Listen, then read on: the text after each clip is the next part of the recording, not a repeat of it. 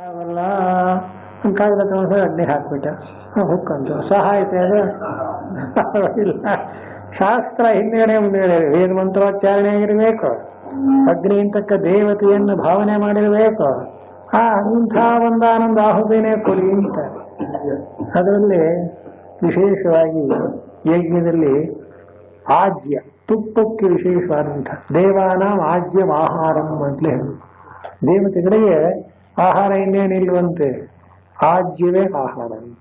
ಆದ್ದರಿಂದ ಆಜ್ಯವನ್ನೇ ಎಲ್ಲ ದೇವತೆಗಳಿಗೋಸ್ಕರ ನಾವು ಯಜ್ಞದಲ್ಲಿ ಉಪಯೋಗಿಸ್ತೇವೆ, ಬಾಕಿದ್ದನ್ನು ಅದರ ಜೊತೆ ಉಪಯೋಗಿಸ್ತೇವೆ.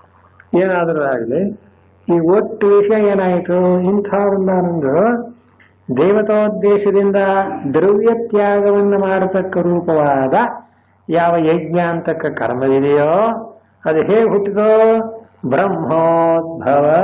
ಬ್ರಹ್ಮ ಅಂದ್ರೆ ವೇದದಿಂದ ಉಂಟಾಗಿದೆ. ಹಾಗಾದ್ರೆ ವೇದ ಅನ್ನೋದು ಎಲ್ಲಿಂದ ಹುಟ್ಟೋ, ಬ್ರಹ್ಮಾಕ್ಷರ ಸಮುದ್ಭವಂ ಸ ಉದ್ಭವ. ಆ ವೇದದ ಒಂದಾನೊಂದು ಹುಟ್ಟು ಕಾರಣ. ವೇದಕ್ಕೆ ಕಾರಣ ಏನು ಅಂದ್ರೆ ಪ್ರಕಾಶಕ ಯಸ್ಯ ತತ್ಕರ್ಮ ಬ್ರಹ್ಮೋದ್ಭವಂ ವಿದ್ಧಿ. ಈ ವೇದ ಮಂತ್ರಗಳಿಂದಲೇ ಕರ್ಮ ಅಂತಕ್ಕದ್ದು ಪ್ರಕಾಶಕ ಅಂದ್ರೆ ಬೆಳಕಿಗೆ ಬರುತ್ತೆ. ಕರ್ಮ ಮಾಡ್ತಾನೆ ಅಂದ್ರೆ ಅರ್ಥ ಏನು, ಏನಂತ ಹೇಳಿ ಮಾಡ್ತಾನೆ, ವೇದವನ್ನು ಹೇಳಿ ಅಲ್ಲಿಗೆ ಮಾಡ್ತಕ್ಕದ್ದು. ಆದ್ರಿಂದ ವೇದವೇ ಕರ್ಮವನ್ನು ಪ್ರಕಾಶನಗೊಳಿಸುತ್ತದೆ ಅಂತಾಯ್ತು. ಆದ್ರಿಂದ ವೇದವನ್ನು ಬ್ರಹ್ಮ ಅಂತ ಕರೆದರು. ಬ್ರಹ್ಮ ಪುನಃ ವೇದಾಖ್ಯಂ, ಆ ವೇದ ರೂಪವಾದಂತಹ ಬ್ರಹ್ಮವಾದರ ಎಲ್ಲಿಂದ ಹುಟ್ಟುತ್ತದೆ, ಬ್ರಹ್ಮ ಅಕ್ಷರ ಸಮುದ್ಭವಂ, ಅಕ್ಷರದಿಂದ ಹುಟ್ಟುತ್ತೆ ಅಂದ್ರೆ. ಅಕ್ಷರ ಸಮುದ್ಭವ ಅಂದ್ರೆ ಅಕ್ಷರಂ ಬ್ರಹ್ಮ ಪರಮಾತ್ಮ ಸಮುದ್ಭವ ಯಸ್ಯ ತದಕ್ಷರ ಸಮುದ್ಭವಂ ಬ್ರಹ್ಮ ವೇದ ಇತ್ಯರ್ಥ. ಬ್ರಹ್ಮಾಕ್ಷರ ಸಮುದ್ಭವಂ ಅಂದ್ರೆ ಬ್ರಹ್ಮ ಅಂತಕ್ಕ ವೇದವು, ಅಕ್ಷರ ಅಂದ್ರೆ ಏನು, ನಾಶರಹಿತವಾದ ಪರಬ್ರಹ್ಮದಿಂದ ಬಂದೇ. ವೇದಗಳೆಲ್ಲ ಅತ್ಯಂತ ಪರಬ್ರಹ್ಮ ಸ್ವರೂಪದಿಂದಲೇ ಬಂದಿರೋದು. ಇದನ್ನು ಒಂದು ಮಂತ್ರದಲ್ಲಿ ಹೇಳ್ತೇನೆ, ಶಾಂತಿ ಮಂತ್ರದಲ್ಲಿ. ಯೋ ಬ್ರಹ್ಮಾಣಂ ವಿದಧಾತಿ ಪೂರ್ವಂ ಯೋ ವೈ ವೇದಾಂಶ್ಚ ಪ್ರಹಿಣೋತಿ ತಸ್ಮೈ ತಗುಂಹದೇವ ಮಹಾತ್ಮ ಬುದ್ಧಿ ಪ್ರಕಾಶಂ ಮುಮುಕ್ಷುರ್ವೈ ಶರಣಮಹಂ ಪ್ರಪದ್ಯೇ. ಎಷ್ಟು ಗಂಭೀರವಾಗಿದೆ ಅದು. ಶ್ವೇತಾಶ್ವತರ ಉಪನಿಷತ್ನಲ್ಲ ಇಲ್ಲ ಇರೋ ಮಂತ್ರ ಅದು. ಯಾವ ಪರಮಾತ್ಮ ಈ ಜಗತ್ ಸೃಷ್ಟಿಗೋಸ್ಕರವಾಗಿ ಸೃಷ್ಟಿಕರ್ತನ ಒಂದಾನೊಂದು ಸ್ಥಾನಕ್ಕೆ ಬ್ರಹ್ಮ ಅನ್ನೋನನ್ನ ಅಪಾಯಿಂಟ್ ಮಾಡ್ತಾರಂತೆ. ಯೋ ಬ್ರಹ್ಮಾಣಂ ವಿದಧಾತಿ. ಆ ಬ್ರಹ್ಮನನ್ನ ಅಪಾಯಿಂಟ್ ಮಾಡಿದ್ದಾಯ್ತು. ಅವನು ಸೃಷ್ಟಿ ಹೇಗೆ ಮಾಡಬೇಕು ಅಂತ ಅವನಿಗೆ ತಿಳುವಳಿಕೆ ಯಾರು ಕೊಟ್ಟವರು, ಅದಕ್ಕೋಸ್ಕರ ವೇದ ಅಂಶ ಪ್ರಹಿಣೋತಿ. ಹೇಗೆ ಒಂದು ರಾಜ್ಯಭಾರ ಮಾಡಬೇಕು ಅಂದ್ರೆ ಇದಕ್ಕೆ ಕಾನೂನು ರೂಲ್ಸ್ ಏನೋ ಅಂತ ಕೇಳ್ತಾರೆ. ಈಗ ಇಂಡಿಯಾ ದೇಶವನ್ನು ನಾವು ಪ್ರಜಾಪ್ರಭುತ್ವ ಆಳ್ತಾ ಇದ್ದೀವಿ. ಇದಕ್ಕೇನು ಆಧಾರ, ಕಾನ್ಸ್ಟಿಟ್ಯೂಷನ್. ಕಾನ್ಸ್ಟಿಟ್ಯೂಷನ್ ಅನ್ನೋದು ಯಾವ ಏನೊಂದು ಆಡಳಿತವನ್ನು ಮಾಡುವಂತಿಲ್ಲ ಅಂದ್ರೆ ಅದು ಎಷ್ಟು ಮುಖ್ಯ ನೋಡಿ. ಅಂದ್ರೆ ಈ ಲೌಕಿಕವಾದ ಕಾನ್ಸ್ಟಿಟ್ಯೂಷನ್ ನಮ್ಮ ಮಧ್ಯೆ ಅಮೆಂಡ್ಮೆಂಟ್ ಬೇರೆ ಮಾಡ್ತಾರೆ, ನಮ್ಮಲ್ಲಿ ಅಮೆಂಡ್ಮೆಂಟ್ ಇಲ್ಲ. ಇದೆಯೋ ನಾವು ಮನಸ್ಸಿಗೆ ಬೇಕಾದ್ರೆ ಬದಲಾಯಿಸ್ತೀವಲ್ಲ. ನಿಜ, ಕಾನ್ಸ್ಟಿಟ್ಯೂಷನ್ ವಿರೋಧ ಒಳಗೆ ಸುಪ್ರೀಂ ಕೋರ್ಟ್ ಹೋದ್ರೆ ಕಾನ್ಸ್ಟಿಟ್ಯೂಷನ್ ಅನ್ನೇ ಅವನು ಎತ್ತಿ ಹಿಡಿಯೋದು, ಇನ್ನೇನು ಮಾಡೋಕ್ಕಲ್ಲ. ಅವ್ನು ತೀರ್ಮಾನ ಏನು ಹಾಕಿ ಕೊಡ್ಬೇಕು ಅವನು. ಇಂಡಿಯಾ ಕಾಶ್ಮೀರ ಹೇಗಿದೆ ಅಂತಲ್ವೇ ನೋಡಿ, ಒಂದು ಸಣ್ಣ ರಾಜ್ಯ ಒಂದು ದೇಶ ಪ್ರಜೆಗಳನ್ನು ಆಳುವುದಕ್ಕೇನೆ ಇಷ್ಟು ಕಾನ್ಸ್ಟಿಟ್ಯೂಷನ್ ಬೇಕಾದ್ರೆ, ಅಖಿಲಾಂಡ ಕೋಟಿ ಬ್ರಹ್ಮಾಂಡ ನಾಯಕನಾದ ಪರಮಾತ್ಮ ಇಡೀ ಜಗತ್ತನ್ನು ಆಳಬೇಕಾದ್ರೆ ಅವನಿಗೆ ಬೇಡಿರೋದಪ್ಪ ಅವನೇ. ಅದು ಅದೇ ಅವನು. ಆ ಕಾನ್ಸ್ಟಿಟ್ಯೂಷನ್ ಅಂದ್ರೂ ಅವನೇ, ಬ್ರಹ್ಮ ಅಂದ್ರೂ ಅವನೇ, ಬೇರೆ ಎರಡಿಲ್ಲ ಇಲ್ಲ. ಆದ್ರಿಂದ ಅವನೇನಂತೇವೆ, ಎಸ್ ಸರ್ವಜ್ಞ ಸರ್ವವಿತ್ ಯಸ್ಯ ಜ್ಞಾನಮಯಂ ತಪಃ. ಮಂಡಕೋಪನಿಷತ್ತಿನ ಮಂತ್ರ ಏನು, ಆ ಪರಮಾತ್ಮನ ಸರ್ವಜ್ಞತ್ವ, ಸರ್ವವೇ ಸರ್ವಂ ಜಾನಾತಿ ಸರ್ವಂ ವಿಶೇಷೇಣ ಜಾನಾತಿ. ಸರ್ವಜ್ಞ ಅಂದ್ರೆ ಜ್ಞಾನದಕ್ಕೆ, ಸರ್ವಜ್ಞ ಸರ್ವವಿತ್ತು ಅಂತ ಎರಡು ಶಬ್ದ ಯಾಕೆ ಅಂತಾರೆ. ಜ್ಞ ಅಂದ್ರೆ ಸಾಮಾನ್ಯನ ಜಾನಾತಿ ಅಂದ್ರೆ ಸಾಮಾನ್ಯ ತಿಳ್ಕೊಂಡಿದ್ದಾನೆ. ಸರ್ವವಿತ್ ಅಂದ್ರೆ ಏನು, ವಿಶೇಷೇಣ ಜಾನಾತಿ. ನೋಡಿಪ್ಪ ಇದೇನು ಅಂದ್ರೆ ಪುಸ್ತಕ ಅಂತ ನಾ ತಿಳ್ಕೊಂಡಿದ್ದೀನಿ. ಪುಸ್ತಕ ಅಂದ್ರೆ ನೋಡಿದ್ರೆ ಪುಸ್ತಕ ಅಂತ ತಿಳ್ಕೊಂಡಿದ್ದೀನಿ. ಪುಸ್ತಕದ ನಿಜ ಏನು ಅಂತ ಕೇಳಿದ್ರೆ ಹಾಳೆ ಕಾಗದ ಇದೆಲ್ಲಿಂದ ಬಂತು. ಹೀಗೆ ವಿಶೇಷ ಜ್ಞಾನವೂ ಇರಬೇಕು ಅಂತ. ಎರಡು ಇರತಕ್ಕವನಿಗೆ ಏನು ಹೆಸರು, ಅವನೇ ಪರಬ್ರಹ್ಮ, ಅವನೇ ಸೃಷ್ಟಿಕರ್ತ. ಆದ್ದರಿಂದ ಕರ್ಮ ಬ್ರಹ್ಮೋದ್ಭವಂ ವಿದ್ಧಿ. ಬ್ರಹ್ಮ ಅಕ್ಷರ ಸಮುದ್ಭವಂ. ಅಕ್ಷರ ಅಂದ್ರೆ ಪರಬ್ರಹ್ಮ. ಅಕ್ಷರಂ ಬ್ರಹ್ಮ ಪರಮಾತ್ಮ ಸಮುದ್ಭವ ಯಸ್ಯ ಅಂತ. ಪರಬ್ರಹ್ಮವೆಂಬತಕ್ಕಂಥ ಅಕ್ಷರವೇ ಯಾವ ವೇದಕ್ಕೆ ಮೂಲವಾಗಿದೆಯೋ ಅಂತ ಆಯ್ತು ಅಲ್ಲ. ವೇದಾಂಶ ಪ್ರಹಿಣೋತಿ ಅಂತ ಹೇಳಿದ್ವಲ್ಲ, ಅಲ್ಲಿ ಏನಾಯ್ತು? ವೇದ ಅನ್ನೋದು ನಿತ್ಯ. ಶಂಕರಾಚಾರ್ಯರು ನಿತ್ಯತ್ವೋಪಪತ್ತಿ ವೇದಾನ, ವೇದ ನಿತ್ಯವಾಗಿದೆ ಅಂತ ಯಾಕಂತೆ ಅಂದ್ರೆ ಅದು ಸಾಕ್ಷಾತ್ ಪರಬ್ರಹ್ಮನೇ ಆಗಿದೆ. ವೇದ ಅನ್ನೋ ಹೆಸರು ಕೂಡ ಪರಮಾತ್ಮನಿಗೆ ಬೆಳಿಗ್ಗೆ ಹೇಳಿದೆ, ವೇದ ವೇದ ವಿದವ್ಯಂಗ. ಹೀಗಾಗಿ ಆ ಪರಮಾತ್ಮನಿಂದ ಆ ಪವಿತ್ರವಾದಂತಹ ವೇದ ಹೊರಬರುತ್ತಂತೆ. ಅದೇ ಕಾನ್ಸ್ಟಿಟ್ಯೂಷನ್ ಇದ್ದ ಹಾಗೆ. ಅದರ ಆಧಾರದಿಂದ ಜಗತ್ತೆಲ್ಲ ಕಾನೂನಿಗೆ ತಕ್ಕಂತೆ ಏನು ದೇವಾದಿ ದೇವತೆಗಳಿಂದ ಹಿಡಿದು ಬ್ರಹ್ಮಾದಿ ಸ್ತಂಭ ಪರ್ಯಂತವಾದ ಸಮಸ್ತ ಜೀವರುಗಳು ಕೂಡ ಯಾವ ಈ ಜಗತ್ತಿನಲ್ಲಿ ಇದ್ದಾರೋ ಅಷ್ಟು ಆ ವೇದದಿಂದ ಹುಟ್ಟಿದ ಒಂದೊಂದು ದೈವಕ್ಕೆ ತಕ್ಕಂತೆ ನಡೆಯುತ್ತೆ. ಒಂದು ನೀರು ಹಾಗಿಲ್ಲ. ನೀರಿನ ಶಿಕ್ಷೆ ಭೇಷಾಸ್ಮಾದ್ವಾತಃ ಪವತೇನ ಭೇಷಾದೇತಿ ಸೂರ್ಯ. ಮನುಷ್ಯಕ್ಕೇನಂತೆ ಗಾಳಿ ಬೀಸ್ತಾ ಇದೆ ಅಂತ ಆಯ್ತು ನಾನೊಂದು ರಜಾ ಹಾಕ್ತೀನಿ ಅನ್ನೋ ಹಾಗಿಲ್ಲ. ಅದು ಇದು ಹಿಂಗಡೆ ಪರಮಾತ್ಮ ಮೃತ್ಯುರ್ಧಾವತಿ ಪಂಚಮ. ಭಗವಂತ ದೊಣ್ಣೆ ಹಿಡ್ಕೊಂಡು ನಿಂತಿರ್ತಾನೆ, ಯಾರು ಏನು ಆಗಿಲ್ಲ. ಪರಮಾತ್ಮನ ಭಯದಿಂದ ಗಾಳಿ ಬೀಸ್ತಾ ಇದೆ, ಸೂರ್ಯ ಉದಯಿಸ್ತಾ ಇದ್ದಾನೆ, ಅಗ್ನಿಶ್ಚ ಇಂದ್ರಶ್ಚ. ಶಂಕರಾಚಾರ್ಯ ಬರೀತಾರೆ, ಅಗ್ನಿ ಇಂದ್ರ ವಾಯು ಮುಂತಾದ ದೇವತೆಗಳೇ ಭಯದಿಂದ ಓಡ್ತಾರೆ ಎಂದ್ಮೇಲೆ ಬಾಕಿ ಕೇವಲ ಏನಿದೆ.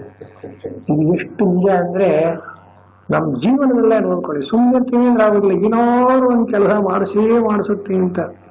ಯಾಕೆ ಅಂತ ಒಳಗಿರತಕ್ಕ ಚೈತನ್ಯ ಸ್ವರೂಪ ಅದನ್ನು ತಿಳ್ಕೊಂಡ್ಬಿಟ್ಟಿದ್ರೆ ಮಾಡೋ ಕೆಲಸವೆಲ್ಲ ಸಕ್ಸಸ್ಫುಲ್.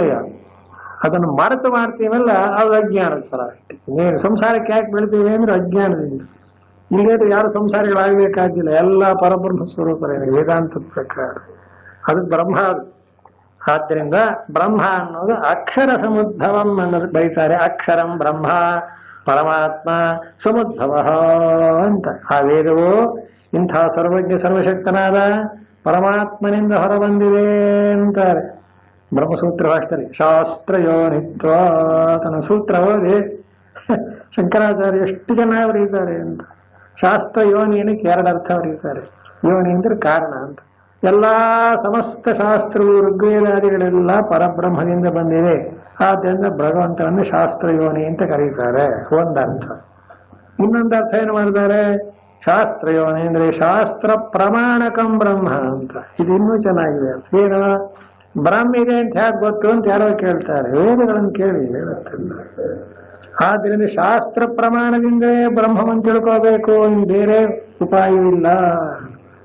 ಅಂದ ಮೇಲೆ ಶಾಸ್ತ್ರ ಪ್ರಮಾಣಕವೂ ಬ್ರಹ್ಮವೇ, ಶಾಸ್ತ್ರಕ್ಕೆ ಕಾರಣವೂ ಬ್ರಹ್ಮವೇ ಅಂತ ಎರಡು ಅರ್ಥ ಮಾಡ್ತಾರಲ್ಲಿ ಶಾಸ್ತ್ರೀಯನಿತ್ವ ತನ್ನ ಸೂತ್ರಕ್ಕೆ. ಇದು ಎಷ್ಟು ಸರಿಯಾಗಿದೆ. ಹಾಗಾದ್ರೆ ವೇದ ಎಲ್ಲಿಂದ ಬಂತು? ಆ ಪರಮಾತ್ಮೆಯಿಂದಲೇ ಬಂತು. ಪರಮಾತ್ಮ ಹೇಗೆ ನಿತ್ಯನೋ ವೇದವೂ ನಿತ್ಯ ಅಂತ ಬೆಳಿಗ್ಗೆ ಒಂದು ಪಾಠವು ಬಂದಿದೆ. ಆದ್ದರಿಂದ ಬ್ರಹ್ಮಾಕ್ಷರ ಸಮದ್ಭವಂ ಆಯಿತು. ಈಗ ಅಂತಾರೆ ತಸ್ಮಾತ್ ಸರ್ವಗತಂ ಬ್ರಹ್ಮ ನಿತ್ಯಂ ಯಜ್ಞೇ ಪ್ರತಿಷ್ಠಿತಂ. ಎಲ್ಲಿ ಬಂತೀಗ ಕನ್ಕ್ಲೂಷನ್? ಭಗವಂತ ಹೇಳಿದ್ನಲ್ಲ, ಅಧಿಕಾರಿಯಾದವನು ಯಜ್ಞ ಅಂತ ಕರ್ಮವನ್ನು ಮಾಡಬೇಕು. ಜಗಚ್ಚಕ್ರ ತಿರುಗಬೇಕಾದ್ರೆ ಆ ಯಜ್ಞ ಕರ್ಮ ನಡೀತಾ ಇರಬೇಕು. ಹೇಗೆ ಅಂದ್ರೆ ಅನ್ನಾದ್ಭವಂತಿ ಹೋತಾನೆ ಅಂತ ಇದುವರೆಗೆ ಹೇಳಿ ಆ ಸರ್ವಗತವಾದಂತಹ ಪರಬ್ರಹ್ಮವು ಎಲ್ಲಿದೆ? ನಿತ್ಯಂ ಯಜ್ಞೇ ಪ್ರತಿಷ್ಠಿತಂ. ಯಜ್ಞದಲ್ಲಿದೆ ಅಂದ್ರೆ ಯಜ್ಞವೆಂಬತಕ್ಕಂಥ ಕರ್ಮಕ್ಕೆ ಆಧಾರವಾಗಿದೆ ಅಂತ. ಯಜ್ಞದ ಒಳಗಿದೆ ಅಂತಲ್ಲ, ಯಜ್ಞಕ್ಕೆ ಆಧಾರವಾಗಿ ಇದ್ದುಕೊಂಡಿದೆ. ಎಲ್ಲೆಲ್ಲಿ ಯಜ್ಞ ನಡೆಯುತ್ತದೆಯೋ, ಬ್ರಹ್ಮನ ಪರಮಾತ್ಮನ ಆರಾಧನೆ ನಡೆಯುತ್ತದೆಯೋ, ಭಗವಂತನ ಒಂದಾನೊಂದು ಪೂಜಾರ್ಚನೆಗಳು ನಡೆಯುತ್ತದೆಯೋ, ಅದೇ ನಿಜವಾದಂತಹ ಪ್ರಪಂಚ ಅಲ್ವೇ? ಇಷ್ಟೇ ತಗೊಳ್ಳಿ. ಪರಮಾತ್ಮನನ್ನು ಬಿಟ್ಟು ನಾವು ಬದುಕಕ್ಕಾಗುತ್ತೀಯೋ? ಎಲ್ಲರೂ ಸಾಧ್ಯವೋ ಅಂತ ನಾವು ಹೇಳ್ತೀವಿ. ಆಸ್ತಿಕರು ನಾಸ್ತಿಕರು ಅಂತ ಅದೆಲ್ಲ ವ್ಯವಹಾರದಲ್ಲಿ ಹೇಳೋದು. ನಾಸ್ತಿಕನಿಗೆ ಕೂಡ ಆಸ್ತಿಕವೇ ಹೀಗೆ ಒಳಗೆ ತಳಹದಿಯಾಗಿರ್ತಕ್ಕಂಥದ್ದು. ಬೇರೆ ಬೇರೆದ್ರೆ ನಾನು ದೇವರೊಪ್ಪಲ್ಲ ಅಂತ ಹೇಳ್ಬಹುದು. ಇವ್ರೊಪ್ಪಲ್ಲ ಅಂತ ಹೇಳಿದ್ಮೇಲೆ ಹೇಳೋನೇ ದೇವರಾಗಿದ್ದು ಏನ್ ಮಾಡೋದು? ಬದಲಾ ಸಿಕ್ಕಲ್ಲ. ದೇವ ನಿರಾಕರ್ತ ತಸ್ಯವ ಆತ್ಮತ್ವ ಪ್ರಸಂಗ ಅಂತ ಶಂಕರಾಚಾರ್ಯ ಬರೀತಾರೆ. ಅಂದ್ರೆ ಒಬ್ಬ ಹೇಳಿದ್ನಂತೆ, ಯಾವುದೂ ಇಲ್ಲ, ನಾನು ಇಲ್ಲ ಅಂತೀನೇಯ, ಹೂ ಅಂತೀನಿ. ನಾನು ಇಲ್ಲ ಅಂತ ಹೇಳ್ಬೇಕಾದ್ರೆ ಇಲ್ಲ ಅಂತ ಹೇಳೋರು ಯಾರೋ ಇಲ್ವೋ, ಆದ್ರಿಂದ ನೀವಿಲ್ಲ ಅಂತ ಹೇಗಾಗುತ್ತೆ, ಆತ್ಮನನ್ನು ನಿರಾಕರಣೆ ಮಾಡೋಕ್ಕೆ ಬರೋದಿಲ್ಲ ಅಂತ ಆಗೋಯ್ತು. ಹಾಗಾದ್ರೆ ಶಾಸ್ತ್ರದ ಕೆಲಸ ಏನು ಅಂತ ಅವನ ಸ್ವರೂಪವನ್ನ ವಿವರಿಸಿ ತಿಳಿಸುತ್ತಷ್ಟೇನೆ. ಯಾವ ಶಾಸ್ತ್ರವೂ ಪರಮಾತ್ಮನ ಪ್ರತಿಪಾದನೆ ಮಾಡೋ ಅವಶ್ಯಕತೆ ಇಲ್ಲ. ಶಾಸ್ತ್ರ ಬದುಕಿರೋದೇ ಪರಮಾತ್ಮನ ಸನ್ನಿಧಿ ಅಂತಲ್ಲದೆ. ಹೀಗಿರೋದ್ರಿಂದ ಅಸರ್ವಗತವಾದ ಬ್ರಹ್ಮವನ್ನ ಯಾವ ಒಂದು ಯಜ್ಞಾಂತಕ್ಕ ಕರ್ತವ್ಯ ಕರ್ಮದಲ್ಲಿ ಋಷಿಗಳು ಕಂಡಿದ್ದಾರೋ ಅದೇ ಸರ್ವಗತವಾದ ಪರಬ್ರಹ್ಮ. ಅದರ ಆಧಾರದಿಂದಲೇ ಜಗಚ್ಚಕ್ರ ಹರಿತಾ ತಿರುಗ್ತಾ ಇದೆ ಅಂತ ಅರ್ಥ. ಅಂದಮೇಲೆ ಈಗ ಕರ್ಮವನ್ನು ಬಿಡೋದು ಹೇಗೆ? ಈ ಪ್ರಕೃತವಾಗಿರೋ ವಿಷಯ ಏನು? ಅರ್ಜುನ ಹತ್ರ ಕರ್ಮ ಮಾಡಿಸ್ಬೇಕು ಅಂತ ಕರ್ಮ ಮಾಡಿದ ಕೂತಿ ಅನ್ನೋದು. ಈಗ ಯಜ್ಞ, ಯುದ್ಧ ಬೇಡ ಅಂತ ನಕಾಂಕ್ಷೆ ವಿಜಯಂ ಕೃಷ್ಣ ಅಂತ ಅವನಿಗೆ ಹೇಳ್ತಾ ಇರೋದು. ಅದು ಯಾಕೆ ಕೂತೈತಿಯ? ನೀನು ಯಾರು? ಕರ್ತವ್ಯ ಕರ್ಮ ಏನ್ ನಿಂದು? ಮಾಡಲ್ಲ ಅಂದ್ರೆ ಸುಮ್ಮನೆ ಇರುತ್ತೆ. ಇನ್ನೂ ಒಂದು ಮಾತು ಹೇಳ್ತಾನೆ ಭಗವಂತ, ನೀ ಮಾಡಲ್ಲ ಅಂದ್ರು ಪ್ರಕೃತಿ ಸ್ವಾಮ್ಯೋಕ್ಷತೆ, ನಿನ್ನದೇ ಜೀವನ ಮಾಡಿಸುತ್ತೆ. ಸುಮ್ಮನೆ ಕೂತ್ರಕ್ಕಾಗೋದಿಲ್ಲ ಮನುಷ್ಯ. ಯಾಕೆ? ಅವನ ಪ್ರಕೃತಿ ಕೆಲಸ ಮಾಡುತ್ತೆ ಅಂತ ಅದು ಒಂದು ಉತ್ತರ ಉಂಟು. ಆದರೂ ಇದು ಶ್ರೇಷ್ಠವಾದ ಉತ್ತರ ಏನು? ಆ ಸರ್ವಗತವಾದಂತಹ ಪರಬ್ರಹ್ಮವೇ ಜಗಚ್ಚಕ್ರದ ಒಂದಾನೊಂದು ಪ್ರವೃತ್ತಿಗೆ ಕಾರಣವಾಗಿರುವಾಗ ಈ ಅಧಿಕೃತನಾದವನ ಕರ್ಮ ಮಾಡಲ್ಲ ಅಂದ್ರೆ ತಪ್ಪಾಗತ್ತೆ. ಅದಕ್ಕೆ ಅವಶ್ಯವಾಗಿ ಮಾಡಿ ನಿತ್ಯಂ ಯಜ್ಞ ಪ್ರತಿಷ್ಠಿತಂ.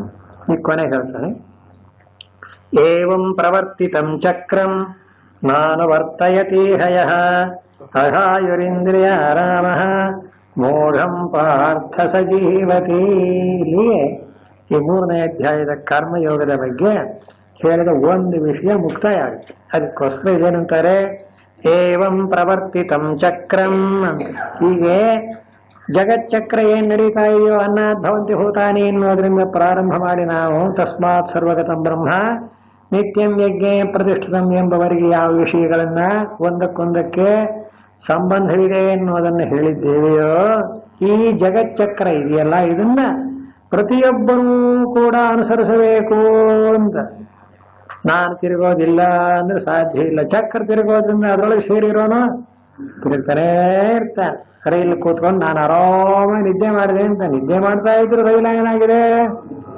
ಹೋಗ್ತಾ ಇದೆ. ನೀವು ನಿದ್ದೆ ಮಾಡ್ತಾ ಇದ್ರೆ ಅದ್ ನಿದ್ದೆ ಮಾಡುತ್ತೀಯೇ? ಸಾಧ್ಯವೇ? ಹಾಗಿದ್ರೆ ನಾವು ಕೂರ್ ತಲುಪಕ್ಕಾಗುತ್ತೆಯೇ? ಮತ್ತೇನನ್ಬೇಕು? ನಾನು ನಿದ್ದೆ ಮಾಡ್ತಾ ಇದ್ದಾಗಲೂ ರೈಲ್ ಏನಾಯ್ತು? ಜಗಚ್ಚಕ್ರ ಹೋಗ್ತಾ ಇದೆ. ನಾವು ಬೇಕು ಅಂದ್ಲಿ ಬೇಡ ಅಂದ್ಲಿ ಮಾಡ್ಲಿ ಮಾಡದೇ ಇರಲಿ ಅದಕ್ಕೆ ಯಾವ ಒಂದು ನಿರ್ಬಂಧವೂ ಇಲ್ಲ. ಅದು ಭಗವಂತನ ಒಂದು ಸಂಕಲ್ಪ. ಸರ್ವಜ್ಞನಾದ ಸರ್ವಶಕ್ತನಾದ ಪರಮಾತ್ಮನ ಒಂದು ದೇವಿ ಶಕ್ತಿಯಿಂದ ಈ ಜಗಚ್ಚಕ್ರ ನಡೀತೋ ಇದೆ. ಅದಕ್ಕೆ ಭಗವಂತ ಹೇಳ್ದ, ಇಷ್ಟೆಲ್ಲ ತಾನಾಗೆ ನಡೆಯುವಾಗ ನಾವ್ಯಾಕೆ ಶ್ರಮ ಕೊಡಬೇಕು? ಆ ಪಾಯಿಂಟ್ಸ್ ಎಷ್ಟೋ ಜನ ಹಾಕಿ ದೇವರ ಸ್ವಾಮಿ ನಿತ್ಯ ತೃಪ್ತ, ನಿತ್ಯ ಶುದ್ಧ ಬುದ್ಧು, ನಿತ್ಯ ಮುಕ್ತ, ನಿತ್ಯ ಶುದ್ಧ ಅಂದ್ಮೇಲೆ ಸ್ನಾನ ಯಾತಕ್ಕೆ? ನಿತ್ಯ ತೃಪ್ತ ಅಂದ್ಮೇಲೆ ನೈವೇದ್ಯ ಯಾಕೆ? ಇದೆಲ್ಲ ಸುಮ್ಮನೆ ಪ್ರಶ್ನೆಗಳು ಕೇಳ್ತಿರ್ತಾರೆ. ಅದಕ್ಕೆ ಉತ್ತರ ಇದೆ. ಏವಂ ಪ್ರವರ್ತಿತಂ ಚಕ್ರಂ ನಾನು ವರ್ತಯತಿ ಹಯಃ. ಹೇ ಅರ್ಜುನ, ಜಗಚ್ಚಕ್ರ ನಡೆಯುತ್ತೆ ಎನ್ನುವುದು ಸ್ವಾಭಾವಿಕವಾದ ಪರಮಾತ್ಮನ ಇಚ್ಛೆಗೆ ಒಳಪಟ್ಟದ್ದು ಎಂಬ ಬಗ್ಗೆ ಸಂಶಯ ಇಲ್ಲ. ಆದರೆ ಅದನ್ನ ಅರ್ಥ ಮಾಡಿಕೊಂಡು ಅದೇ ಜಗತ್ತಿನಲ್ಲಿ ಅದೇ ಪರಮಾತ್ಮನ ಒಂದು ಆನಂದ ಶಕ್ತಿಯಿಂದ ಯಾವನು ಬದುಕಿದ್ದಾನೋ ಅವನು ಕೃತಜ್ಞನಾಗಿರ್ಬೇಕೋ ಬೇಡವೋ? ಯಾರಿಗೆ? ಆ ತಾಯಿ ಆ ಮಗು ಬೀಳಾಗಿ ಹಿಡ್ಕೊಂಡಿರ್ತಾನೆ. ಯಾಕೆ ಅಂತ ಪ್ರೇಮ. ಆ ಮಗುವಿನ ಇರತಕ್ಕ ಪ್ರೇಮ ಎಷ್ಟೇ ಜಾಸ್ತಿ ಮಾಡಿದ್ರು ಅದನ್ನು ಬಿಟ್ಕೊಡ್ತಾರೆ. ಹಾಗೆ ನಾವೆಲ್ಲ ಮಕ್ಕಳಿದ್ದ ಹಾಗೆ ಭಗವಂತ ತಾಯಿ ನೀವೇನಾರ ಮಾಡಿ, ಪಾಪನಾರ ಮಾಡಿ, ಪುಣ್ಯನಾರ ಮಾಡಿ, ನಿಮ್ಮನ್ನು ಬಿಡಲ್ಲ. ನಿಮ್ಮೊಳಗೂ ಇದ್ದೇ ಇದ್ದಾನೆ, ಪಾಪಗಳಲ್ಲೂ ಇದ್ದಾನೆ, ಪುಣ್ಯವಂತರಲ್ಲೂ ಇದ್ದಾನೆ. ಪ್ರತಿಯೊಬ್ಬರಿಂದಲೂ ಅವನು ಪ್ರೇರಣೆ ಮಾಡಿ ಕೆಲಸ ಮಾಡಿ ಸೇವೆ ಮಾಡಿಸ್ತಾರೆ. ನೀವು ತಿಳ್ಕೊಂಡ್ರೆ ಉಂಟು, ಇಲ್ಲದಿಲ್ಲ, ನಿಮಗೆ ಲಾಭ ನಷ್ಟ, ಭಗವಂತನಿಗೆ ಲಾಭವಿಲ್ಲ ನಷ್ಟ. ಹೇಳ್ತೀನಿ. ಅದಕ್ಕೆ ಏವಂ ಪ್ರವರ್ತಿತಂ ಚಕ್ರಂ ಅನ್ನೋ ಶ್ಲೋಕ ಅದಕ್ಕೆ ಬಂದಿರೋದು. ನಾನು ವರ್ತಯತಿ ಹಯಃ. ನೋಡಿ ಎಷ್ಟು ಚೆನ್ನಾಗಿದೆ ಪ್ರಾಕ್ಟಿಕಲ್ ನಿಜವಾಗಿ ಹೇಳೋದು. ಏವಂ ಇತ್ತಂ ಏವಂ ಇತ್ತಂ ಸರಿ ಈಶ್ವರೇಣ ವೇದ ಯಜ್ಞಪೂರ್ವಕಂ ಜಗಚ್ಚಕ್ರಂ ಪ್ರವರ್ತಿತಂ. ಅರ್ಜುನ ಚೆನ್ನಾಗಿ ತಿಳ್ಕೊ, ಮಾಡಲ್ಲ ಗಿಡಲ್ಲ ಕರ್ಮಾನ ಅಂತಂದ್ಬೇಡ. ಜಗಚ್ಚಕ್ರವನ್ನ ಈ ರೀತಿಯಾಗಿ ವೇದ ಯಜ್ಞ ಮುಂತಾದಂಥ ಯಾವ ಒಂದು ಕ್ರಿಯೆಗಳ ಪೂರ್ವಕವಾಗಿ ಎರಡೂ ಕ್ರಿಯೆ ಜ್ಞಾನ ಎರಡೂ ಉಂಟು. ಕರ್ಮ ಮಾಡಬೇಕಾದ್ರೆ ಮಾಡತಕ್ಕ ವಿಧಾನ ಗೊತ್ತಿರಬೇಕು, ಕ್ರಮ ಗೊತ್ತಿರಬೇಕು, ಮಾಡಬೇಕು ಅಲ್ವೇ. ಆದ್ದರಿಂದ ಎರಡೂ ಸೇರಬೇಕು, ಜ್ಞಾನವೂ ಕರ್ಮವೂ ಎರಡೂ ಸೇರಬೇಕು. ಆವಾಗಲೇ ಆ ಜಗಚ್ಚಕ್ರ ತಿರುಗುವುದು. ಅದಕ್ಕೆ ವೇದ ಯಜ್ಞ ಪೂರ್ವಕಂ. ಯಜ್ಞ ಅಂದ್ರೆ ಕ್ರಿಯೆ ಆಯಿತು, ವೇದ ಅಂದ್ರೆ ಜ್ಞಾನ ಆಯಿತು. ಜ್ಞಾನ ಕ್ರಿಯೆ ಎರಡೂ ಉಂಟು. ಈ ಪರಮಾತ್ಮ ಸೃಷ್ಟಿ ಮಾಡಿರತಕ್ಕ ಜಗತ್ತಿಗೆ ಅತ್ಯಂತ ತಳಹದಿಯಾಗಿರತಕ್ಕ ಈ ವೇದ ಯಜ್ಞಗಳು ಅಂತ ಏನಿದೆಯೋ ಅದರಿಂದ ಯಾವ ಜಗಚ್ಚಕ್ರ ತಿರುಗುತ್ತಾ ಇದೆಯೋ ಜಗಚ್ಚಕ್ರಂ ಪ್ರವರ್ತಿತಂ ನಾನುವರ್ತಯತಿ ಇಹ ಲೋಕೆ ಯಹ ಕರ್ಮಣ್ಯಧಿಕೃತಃ.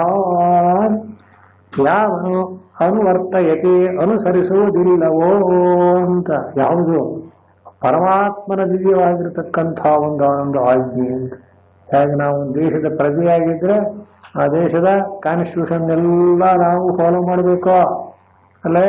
ವಿರುದ್ಧವಾಗಿ ಮಾಡಿದರೆ ಅಪರಾಧಿ ಅಂತಾರೆ, ಹಿಡ್ಕೊಂಡು ಬಿಡ್ತಾರೆ ಪೊಲೀಸ್ನವರು. ಎಂಥ ಒಂದು ಸಾಮಾನ್ಯ ವ್ಯವಸ್ಥೆಯಲ್ಲಿ ಹೀಗಿದ್ರೆ ಜಗಚ್ಚಕ್ರವನ್ನೇ ತಿರುಗಿಸ್ತಾ ಇರತಕ್ಕ ಪರಮಾತ್ಮನ ಒಂದಾನೊಂದು ಆಳ್ವಿಕೆ ಒಳಗೆ ಯಾವನಾದರೂ ಕೂಡ ಆ ಭಗವಂತನ ಅಪ್ಪಣೆಗೆ ಮೀರಿ ನಾವು ಅನುವರ್ತೈತಿ ಅಂತ ಫಾಲೋ ಮಾಡದೆ ಹೋದ್ರೆ ಶಿಕ್ಷೆ.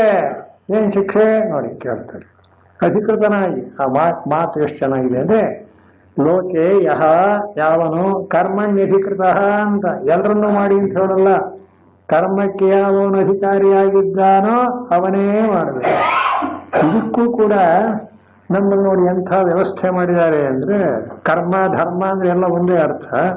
ಆ ಧರ್ಮಕ್ಕೆ 4 ರೀತಿಯಾದಂತಹ ಒಂದು ಶಿಸ್ತು ಅಂದ್ರೆ ಕ್ರಮ ಉಂಟು ಮಾಡಿ ಏನಂತ ಅದನ್ನೇ ನಮ್ಮಲ್ಲಿ ವರ್ಣಾಶ್ರಮ ಧರ್ಮ ಅಂತಾರೆ.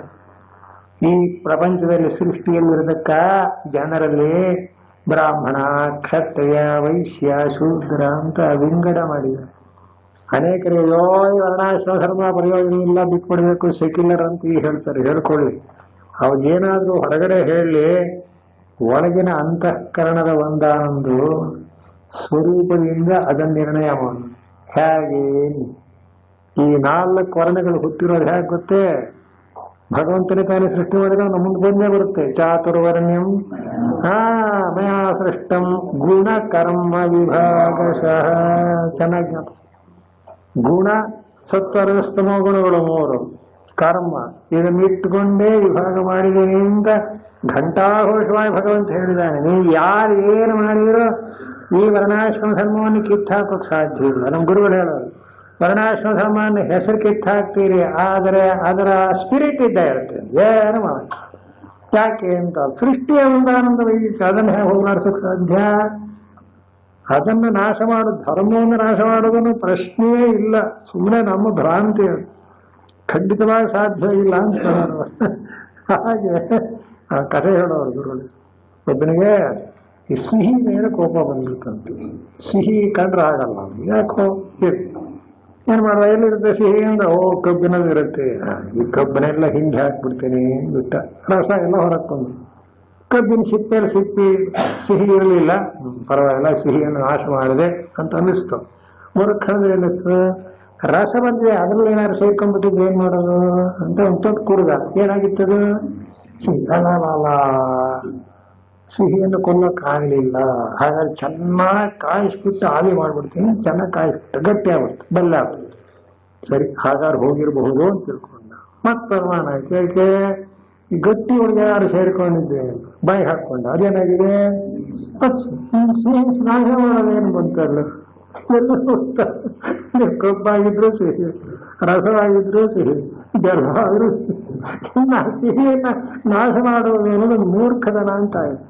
ಹಾಗೆ ಪರಮಾತ್ಮನ ವ್ಯವಸ್ಥೆ ಇರತಕ್ಕ ಈ ಜಗತ್ತಿಗೆ ಆ ಭಗವಂತನೇ ಯಜ್ಞ ವೇದ ಕರ್ಮ ಅಂತೆಲ್ಲ ವ್ಯವಸ್ಥೆ ಮಾಡಿ ಈ ಚಕ್ರ ತಿರುಗಿ ಅಂತ ಗೊತ್ತು ಮಾಡಿದ್ರೆ ಮನುಷ್ಯ ಈ ಭಗವಂತನ ನಿಯಮವನ್ನು ಅರಿತು ಅದಕ್ಕೆ ಒಳಪಟ್ಟು ನಡೆಯಬೇಕೇ ಹೊರತು ತಿರಸ್ಕಾರ ಮಾಡಬಾರದು, ಧರ್ಮವನ್ನು ತಿರಸ್ಕಾರ ಮಾಡಬಾರದು. ಇದ್ರ ಆದರೆ ನಾನವರ್ತಯತೆ ಹಯಃ. ನೋಡಿ ಭಗವಂತ ಹೇಳ್ತಾನೆ, ಅರ್ಜುನ, ಯಾವನೇ ಆಗಲಿ ಜಗತ್ ಸೃಷ್ಟಿಕರ್ತನಾದ ಭಗವಂತನೇ ದಯಪಾಲಿಸಿರ್ತಕ್ಕ ಈ ಜಗತ್ತಿನಲ್ಲಿ ಬಾಳ್ತೀನಿ ಅಂತಕ್ಕವನು ಅವನು ಹಾಕಿರತಕ್ಕ ಧರ್ಮಚಕ್ರವನ್ನ ಯಾವಾಗಲೂ ಅನುಸರಿಸಬೇಕೋ. ಇಲ್ಲ ಅಂದ್ರೆ ನಾವು ಅನುವರ್ತೈತಿ, ಅನುವರ್ತರ ಮಾಡಲ್ಲ ಅಂದ್ರೆ ಅಘಾಯುರಿಂದ್ರಿಯಾರಾಮ ಮೋಘಂ ಪಾರ್ಥ ಸಜೀವತಿ. ಅವನಿನ್ನೇನು ಇಲ್ಲ, ಶಿಕ್ಷೆ ವ್ಯರ್ಥ ಅಂತ ಹುಟ್ಟಿದ್ದಂಡ ಅಂತ. ಎಷ್ಟೋ ಸಲ ಮನೇಲಿ ಅಂತಿರ್ತಾರೆ, ಸುಮ್ಮನೆ ಕೂಡುಗಂಡ ಕೂತಿಲ್ಲ ಬೈತಿರ್ತಾರೆ, ಯಾಕೆ ಏನು ಪ್ರಯೋಜನವಿಲ್ಲ ಅನ್ನೋ ಅರ್ಥ ಅಂತ. ಅವನ್ ಯಾರು ಗೌರವಿಸ್ತಾರ ಲೋಕದಲ್ಲಿ ಹೇಳಿ? ನೀ ಗೌರವ ಬರಬೇಕು ಅಂದ್ರೆ ಪರಮಾತ್ಮನ ಅನುಗ್ರಹಕ್ಕೆ ಪಾತ್ರ ಆಗಬೇಕು. ಅನುಗ್ರಹಕ್ಕೆ ಪಾತ್ರ ಆಗಬೇಕಾದ್ರೆ ಪರಮಾತ್ಮನ ಚೌಕಟ್ಟಿಗೆ ಒಳಪಟ್ಟು ನಡೀಬೇಕು. ಅದರಂತೆ ಇರಬೇಕು. ಎಷ್ಟು ಆಸ್ತಿಕರು ನಾಸ್ತಿಕರಿಗೆ ಇಷ್ಟೇ ವ್ಯತ್ಯಾಸ. ಆಸ್ತಿಕರು ಅಂದ್ರೆ ಏನೋ ದೇವರಿದ್ದಾನೆ ನಂಬಿರೋರು, ನಾಸ್ತಿಕರು ಇಲ್ಲ ಅಂತ. ಅದು ನಾಸ್ತಿಕ್ಯವನ್ನು ನಮ್ಮಲ್ಲಿ ಪೂರ್ತಿಯಾಗಿ ಯಾರೂ ಕೂಡ ಅನುಷ್ಠಾನ ಮಾಡೋಕ್ಕಾಗಲ್ಲ. ಯಾಕೆ? ಬಾಯಲ್ಲಿ ಹೇಳ್ತಾರೆ ನಂಗೆ ದೇವ್ರ ನಂಬಿಕೆ ಇಲ್ಲ ಅಂತ. ನಂಬಿಕೆ ಇಲ್ಲ ಅಂತ ಹೇಳೋಗಳಿಗೆ ನಾವು ದೇವ್ರಿಗೆ ನಮಸ್ಕಾರ ಮಾಡಿರ್ತಾರೆ ನಮಗಿಂತ ಮುಂಚೆ. ಅದು ಆಗೋದಿಲ್ಲ. ಅದಕ್ಕೆ ಶಂಕರಾಚಾರ್ಯ ಬರೆದಿರೋ ಗೊತ್ತೆ, ದೇವರನ್ನು ಯಾರು ಹೇಳಿರುತ್ತೆ? ನಮ್ಮ ಆತ್ಮ. ನಾನೇ ಇಲ್ಲ ಅಂತ ಹೇಳ್ಕೊಳ್ಳೋಕೆ ಯಾವನಗಾರ ಸಾಧ್ಯ? ಹಾಗಂತೀನೇನು ನಿರಾಕರ್ತ ತಸ್ಯೇನಾತ್ಮತ್ವ ಪ್ರಧಾನ್ಯ. ಇಲ್ಲ ಸ್ವಾಮಿ ದೇವರಿಲ್ಲ ಅಂತ ಹೇಳೋದೇ ನೀನೇ ದೇವರು ಹೋಗಕ್ಕೆ. ಆದ್ರಿಂದ ಆತ್ಮನ ನಿರಾಕರಣೆ ಮಾಡೋಕ್ ಬಿಡಿಲ್ಲ ಅಂತಾರೆ. ಇಷ್ಟೆಲ್ಲ ಯಾಕಪ್ಪ ನಾವು ವಿರೋಧ ಮಾಡ್ಕೋಬೇಕು? ಪರಮಾತ್ಮ ಇದ್ದಾರೆ, ಅವನ ನಿಯಮಗಳಿವೆ, ವೇದಶಾಸ್ತ್ರಗಳಿವೆ ತಿಳಿಸ್ತಕ್ಕಂಥದ್ದು, ಅದರಿಂದ ಯಜ್ಞ ಕರ್ಮಗಳಿವೆ, ಆ ಮೂಲಕ ಜಗತ್ತು ನಡೆಯುತ್ತೆ. ಇಷ್ಟು ಹೇಳಿದ ಮೇಲೆ ಇದನ್ನು ಆರಾಮ ಫಾಲೋ ಮಾಡಿದಾಯ್ತು ಅಷ್ಟೇ. ಮತ್ತ್ಯಾಕೆ ನನಗೆ ಯಾಕೆ ಅದ್ರ ವಿಷಯದಲ್ಲಿ ಪ್ರಶ್ನೆ? ಆದರೆ ಯಾವನು ಹೀಗೆ ಭಗವಂತನಿಂದಲೇ ನಿರ್ಮಿಸಲ್ಪಟ್ಟ ಈ ಜಗತ್ತಿನ ಸೃಷ್ಟಿ ಸ್ಥಿತಿ ಲಯ ಅಂತ ಚಕ್ರಾಂತಿ ಯಾಕೆ ಕರೆದ್ರು ಅಂದ್ರೆ ತಿರುಗ್ತಾವ ಇರುತ್ತೆ. ಸೃಷ್ಟಿ ಸ್ಥಿತಿ ಲಯ, ಸೃಷ್ಟಿ ಸ್ಥಿತಿ ಲಯ. ತುಂಬಾ ಎಚ್ಚರಿಕೆಯಿಂದ ನಾವು ಇದನ್ನ ಅಂದ್ರೆ ಒಂದೇ ಸತ್ಯ ಆಗಿಲ್ಲ, ಯಾವಾಗಲೂ ಸೃಷ್ಟಿ ಆಗುತ್ತೆ, ಯಾವಾಗಲೂ ಸ್ಥಿತಿ ಆಗುತ್ತೆ. ಅದಕ್ಕೆ ಗುರುಗಳೇನು ಹೇಳೋರು ಅಂದ್ರೆ ನೋಡಿ, ಈ ಕಾಲ ಇದೆಲ್ಲ ನಾವಿರೋ ಕಾಲ ಬಹಳ ಒಳ್ಳೇದು. ಯಾಕೆ? ಸೃಷ್ಟಿ ಸ್ಥಿತಿ ಲಯ ಅನ್ನೋದು ಜಗದ್ ವ್ಯಾಪಾರವಾದರೂ ಸೃಷ್ಟಿ ಕಾಲ ಮುಗಿದೋಗ್ಬಿಟ್ಟಿದೆ. ನಾವು ಹುಟ್ಟೋಕ್ ಮುಂಚೆನೆ ಎಲ್ಲ ಸೃಷ್ಟಿಯಾಗಿ ಹೋಗಿದ್ರೆ, ನದಿ ಮತ್ತೊಂದು ಪಟ್ಟಾಗಿರೋ ಎಲ್ಲ ಸೃಷ್ಟಿಯಾಗ ಸೃಷ್ಟಿ ಕಾಲ ಮುಗಿದು ಹೋಗಿದೆ. ಪ್ರಳಯ ಕಾಲ ಇನ್ನೂ ಬಂದಿಲ್ಲ, ಮಧ್ಯದ ಕಾಲ ಇದೆ. ಇದಕ್ಕೇನು ಹೆಸರು?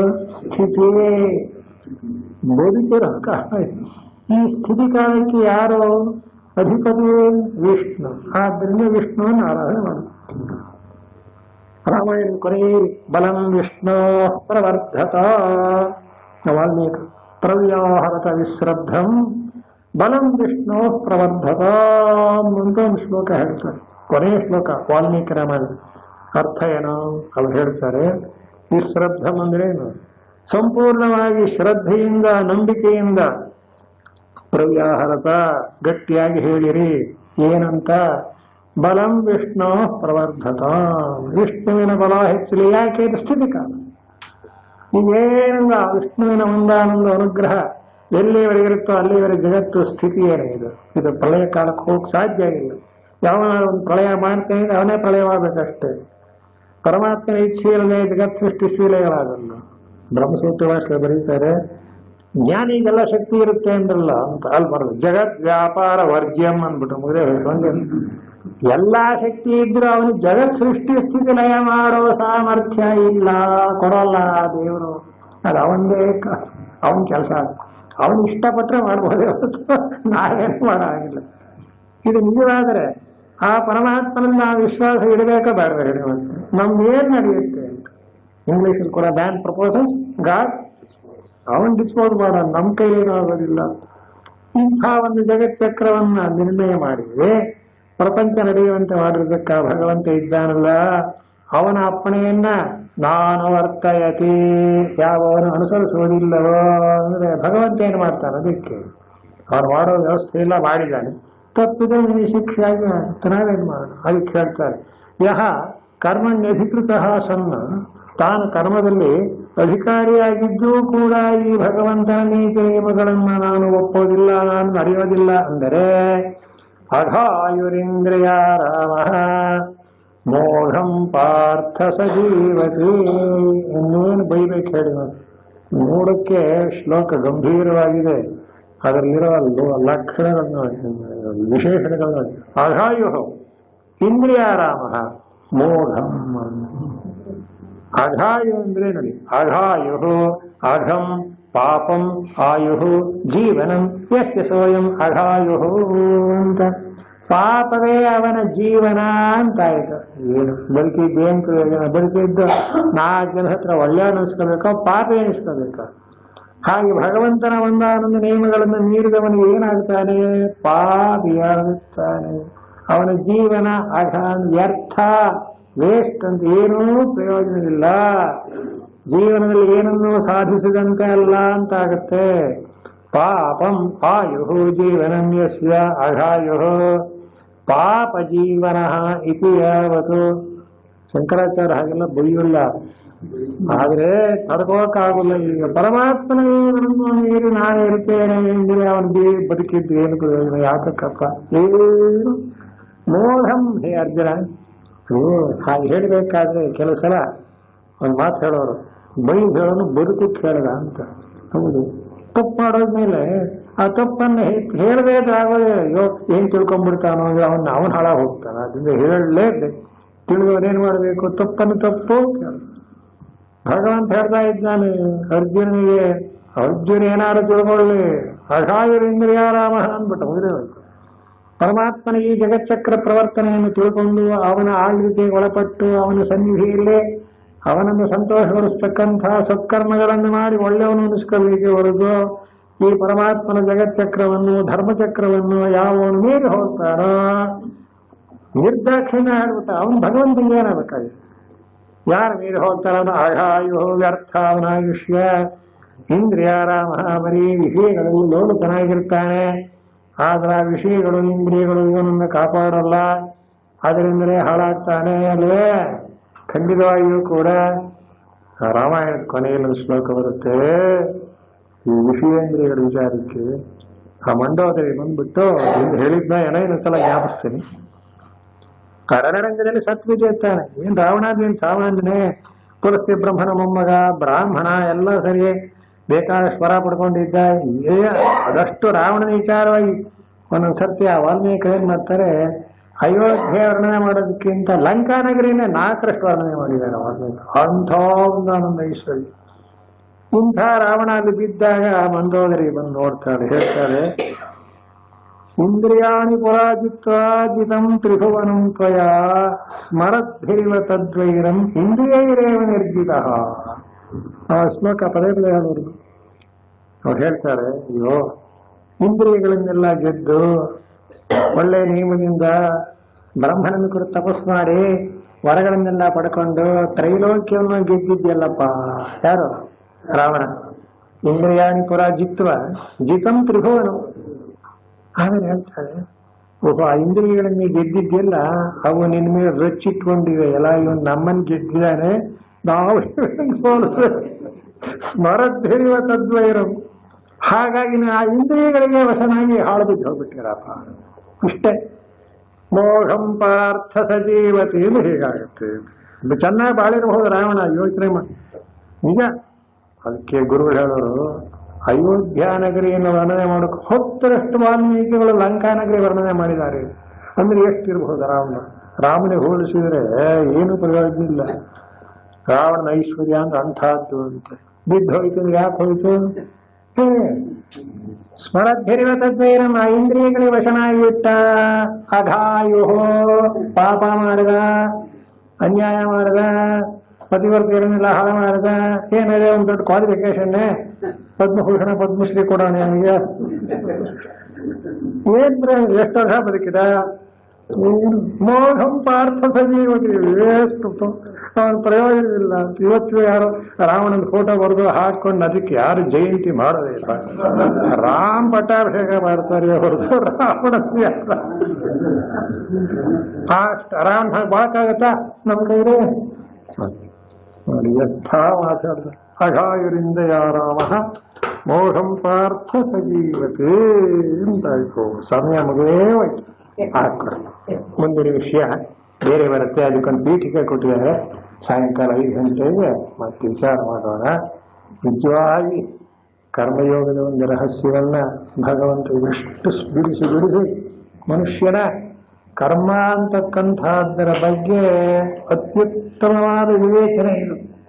ಮಾಡಿದರೆ ಸತ್ಕರ್ಮ ಮಾಡಬೇಕು, ಇನ್ಯಾವುದೇ ಮನುಷ್ಯನನ್ನು ಉದ್ಧಾರ ಮಾಡಲ್ಲ ಅನ್ನೋಕ್ಕೋಸ್ಕರ ಇಲ್ಲಿ ಇಷ್ಟೆಲ್ಲ ವಿವರಣೆ ಕೊಟ್ಟಿದ್ದಾರೆ. ಮುಂದಿನ ಶ್ಲೋಕ ಇಷ್ಟೇ. ಯಸ್ತ್ವಾತ್ಮರತಿರೇವ ಸ್ಯಾತ್ ಆತ್ಮತೃಪ್ತಶ್ಚ ಮಾನವಃ ಆತ್ಮನ್ಯೇವ ಚ ಸಂತುಷ್ಟಃ ತಸ್ಯ ಕಾರ್ಯಂ ನ ವಿದ್ಯತೆ. ಇದಕ್ಕೆ ಅವತರಣಿಕೆ ಎಲ್ಲ ಇದೆ, ಅದನ್ನ ಬಿಡಿಸಿ ಸಾಯಂಕಾಲ ವಿಚಾರ ಮಾಡೋಣ. ಹರಿ ಓಂ. ಅಂತ ಚಕ್ರಾಂತಿ ಯಾಕೆ ಕರೆದ್ರು ಅಂದ್ರೆ ತಿರುಗ್ತಾ ಸೃಷ್ಟಿ ಸ್ಥಿತಿ ಲಯ, ಸೃಷ್ಟಿ ಸ್ಥಿತಿ ಲಯ. ತುಂಬಾ ಎಚ್ಚರಿಕೆಯಿಂದ ಇದನ್ನ ಅಂದ್ರೆ ಒಂದೇ ಸರ್ತಿ ಆಗೋಲ್ಲ, ಯಾವಾಗಲೂ ಸೃಷ್ಟಿ ಆಗುತ್ತೆ, ಯಾವಾಗಲೂ ಸ್ಥಿತಿ ಆಗುತ್ತೆ. ಅದಕ್ಕೆ ಗುರುಗಳೇನು ಹೇಳೋರು ನೋಡಿ, ಈ ಕಾಲ ಇದೆಯಲ್ಲ ನಾವಿರೋ ಕಾಲ ಬಹಳ ಒಳ್ಳೇದು. ಯಾಕೆ? ಸೃಷ್ಟಿ ಸ್ಥಿತಿ ಲಯ ಅನ್ನೋದು ಜಗದ್ ವ್ಯಾಪಾರವಾದರೂ ಸೃಷ್ಟಿ ಕಾಲ ಮುಗಿದೋಗ್ಬಿಟ್ಟಿದೆ. ನಾವು ಹುಟ್ಟಕ್ಕೆ ಮುಂಚೆನೆ ಎಲ್ಲ ಸೃಷ್ಟಿ ಆಗೋಗ್ಬಿಟ್ಟಿದೆ. ನದಿ ಮತ್ತೊಂದು ಪ್ರಟ್ಟ ಇದು ಎಲ್ಲ ಸೃಷ್ಟಿ ಕಾಲ ಮುಗಿದು ಹೋಗಿದೆ. ಪ್ರಳಯ ಕಾಲ ಇನ್ನೂ ಬಂದಿಲ್ಲ, ಮಧ್ಯದ ಕಾಲ ಇದೆ. ಇದಕ್ಕೇನು ಹೆಸರು? ಸ್ಥಿತಿಯೇ ಬದುಕಿರೋ ಕಾಲ. ಈ ಸ್ಥಿತಿ ಕಾಲಕ್ಕೆ ಯಾರು ಅಧಿಪತಿ? ವಿಷ್ಣು. ಆದ್ದರಿಂದ ವಿಷ್ಣುವನ್ನು ಆರಾಧನೆ ಮಾಡುದು.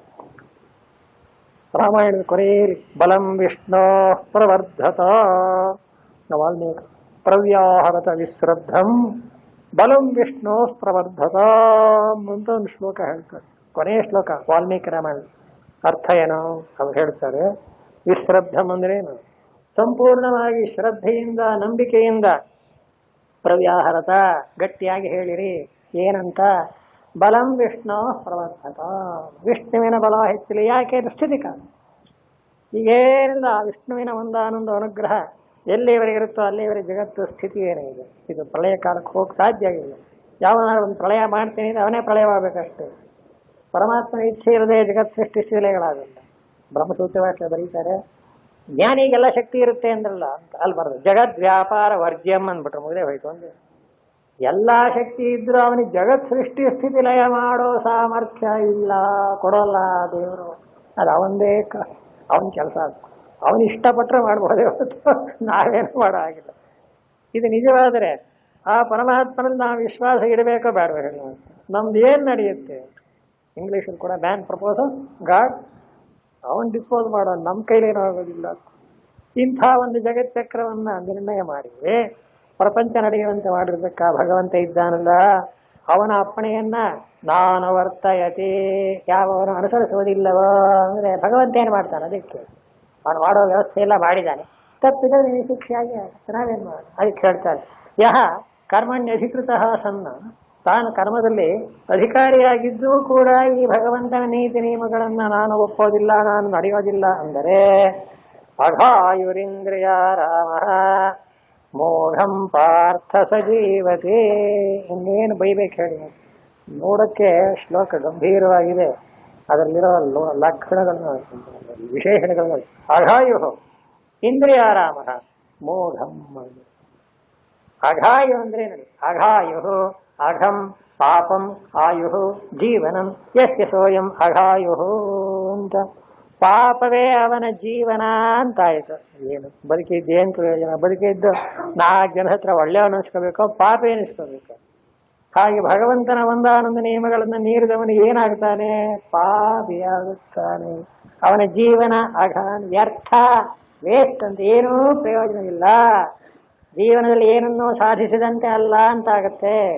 ಪಾಪಂ ಆಯು ಜೀವನಂ ಯಸ್ಯ ಅಘಾಯು ಪಾಪ ಜೀವನ ಇತಿ ಯಾವತ್ತು.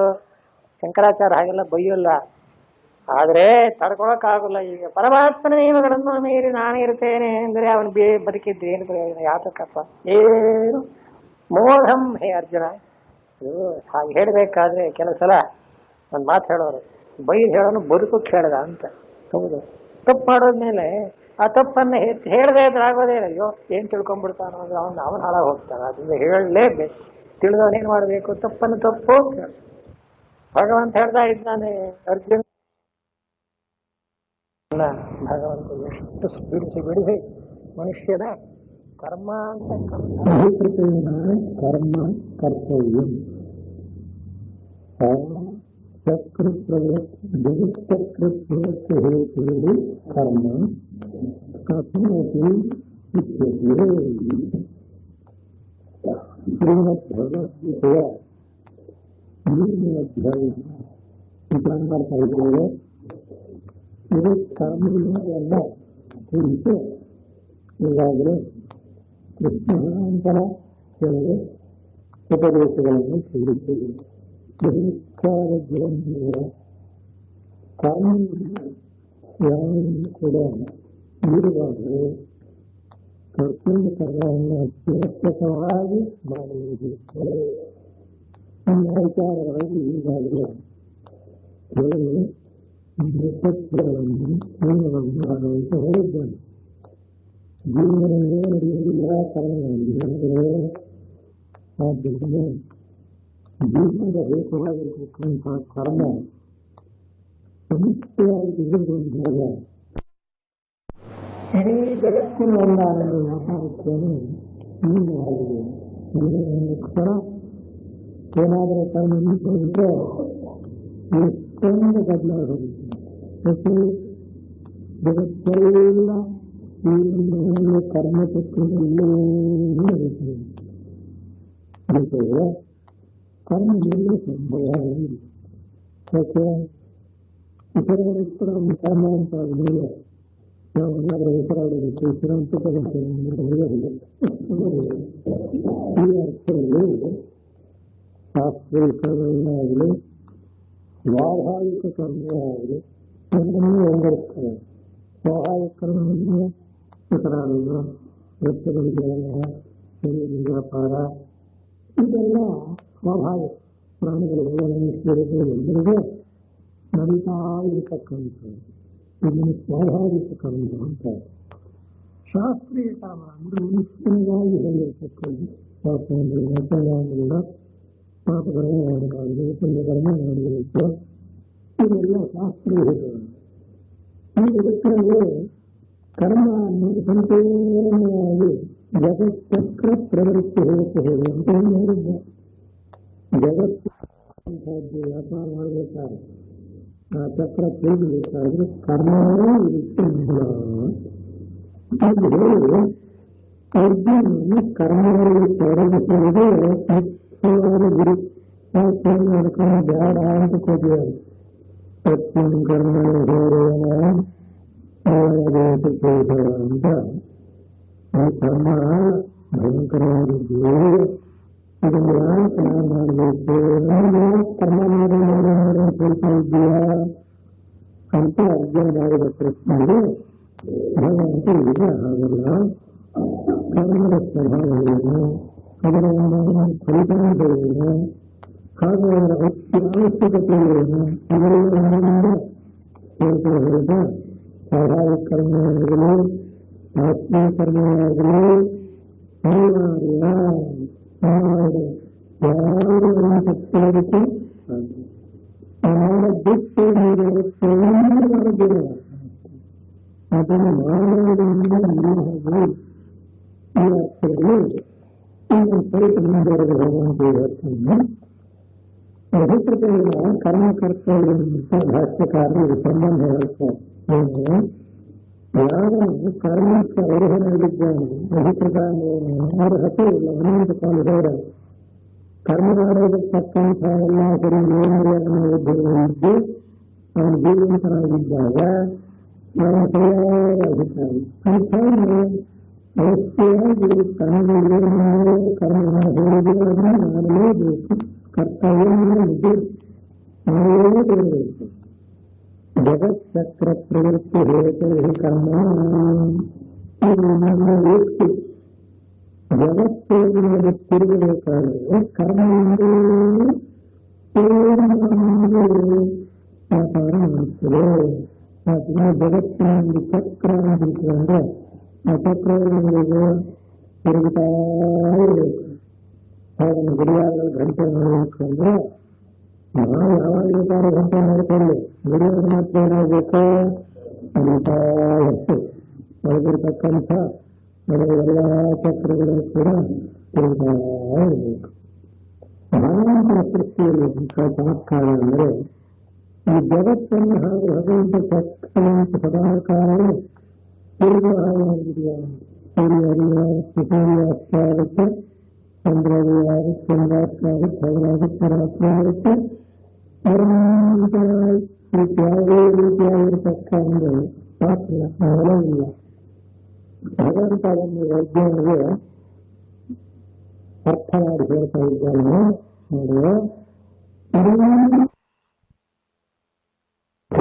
ಸ್ಮರತಿರೇವಸ್ಯ ಆತ್ಮತೃಪ್ತಶ್ರಮಾನವಃ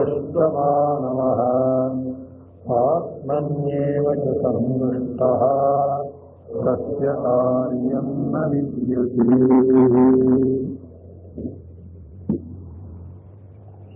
ಭಗವದ್ಗೀತೆಯ 3ನೇ ಅಧ್ಯಾಯವನ್ನು ವಿಚಾರ ಮಾಡ್ತಾ ಇದ್ದೇವೆ.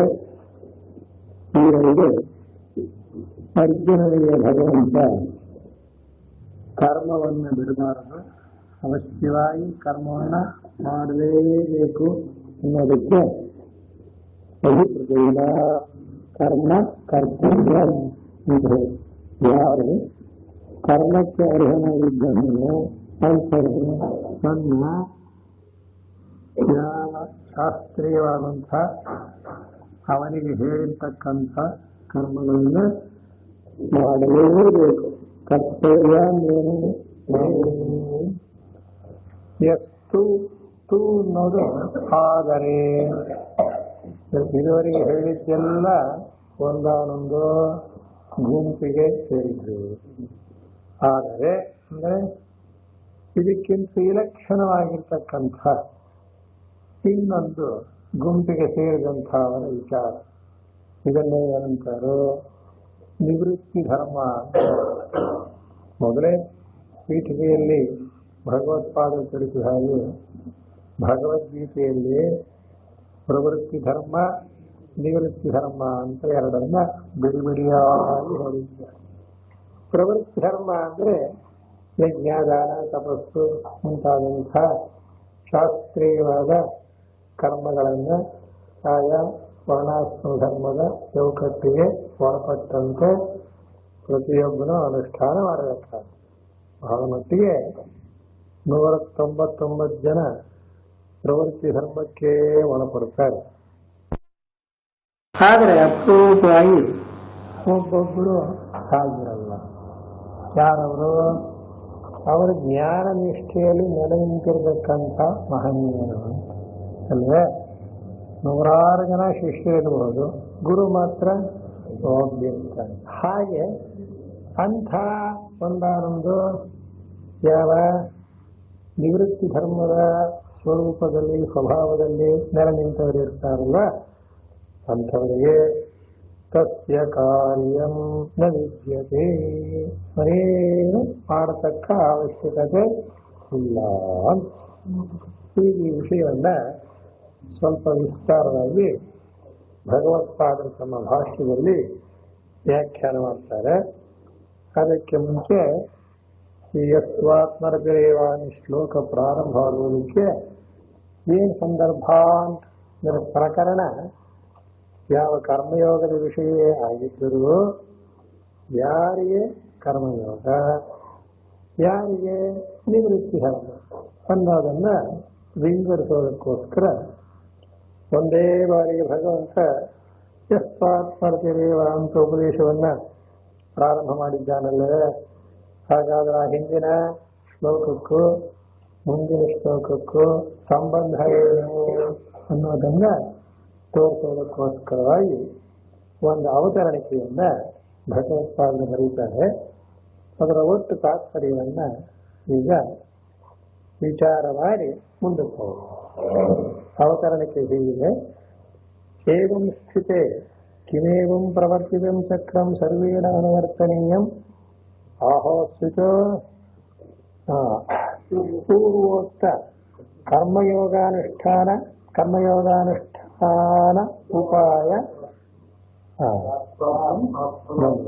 ಉಪಾಯ ಪ್ರಾಪ್ಯಂ ಅನಾತ್ಮವಿದಃ ಜ್ಞಾನಯೋಗೇನೈವ ನಿಷ್ಠಾಂ ಆತ್ಮವಿದ್ಯೆ ಸಾಂಖ್ಯೈ ಅನುಷ್ಠೇಯ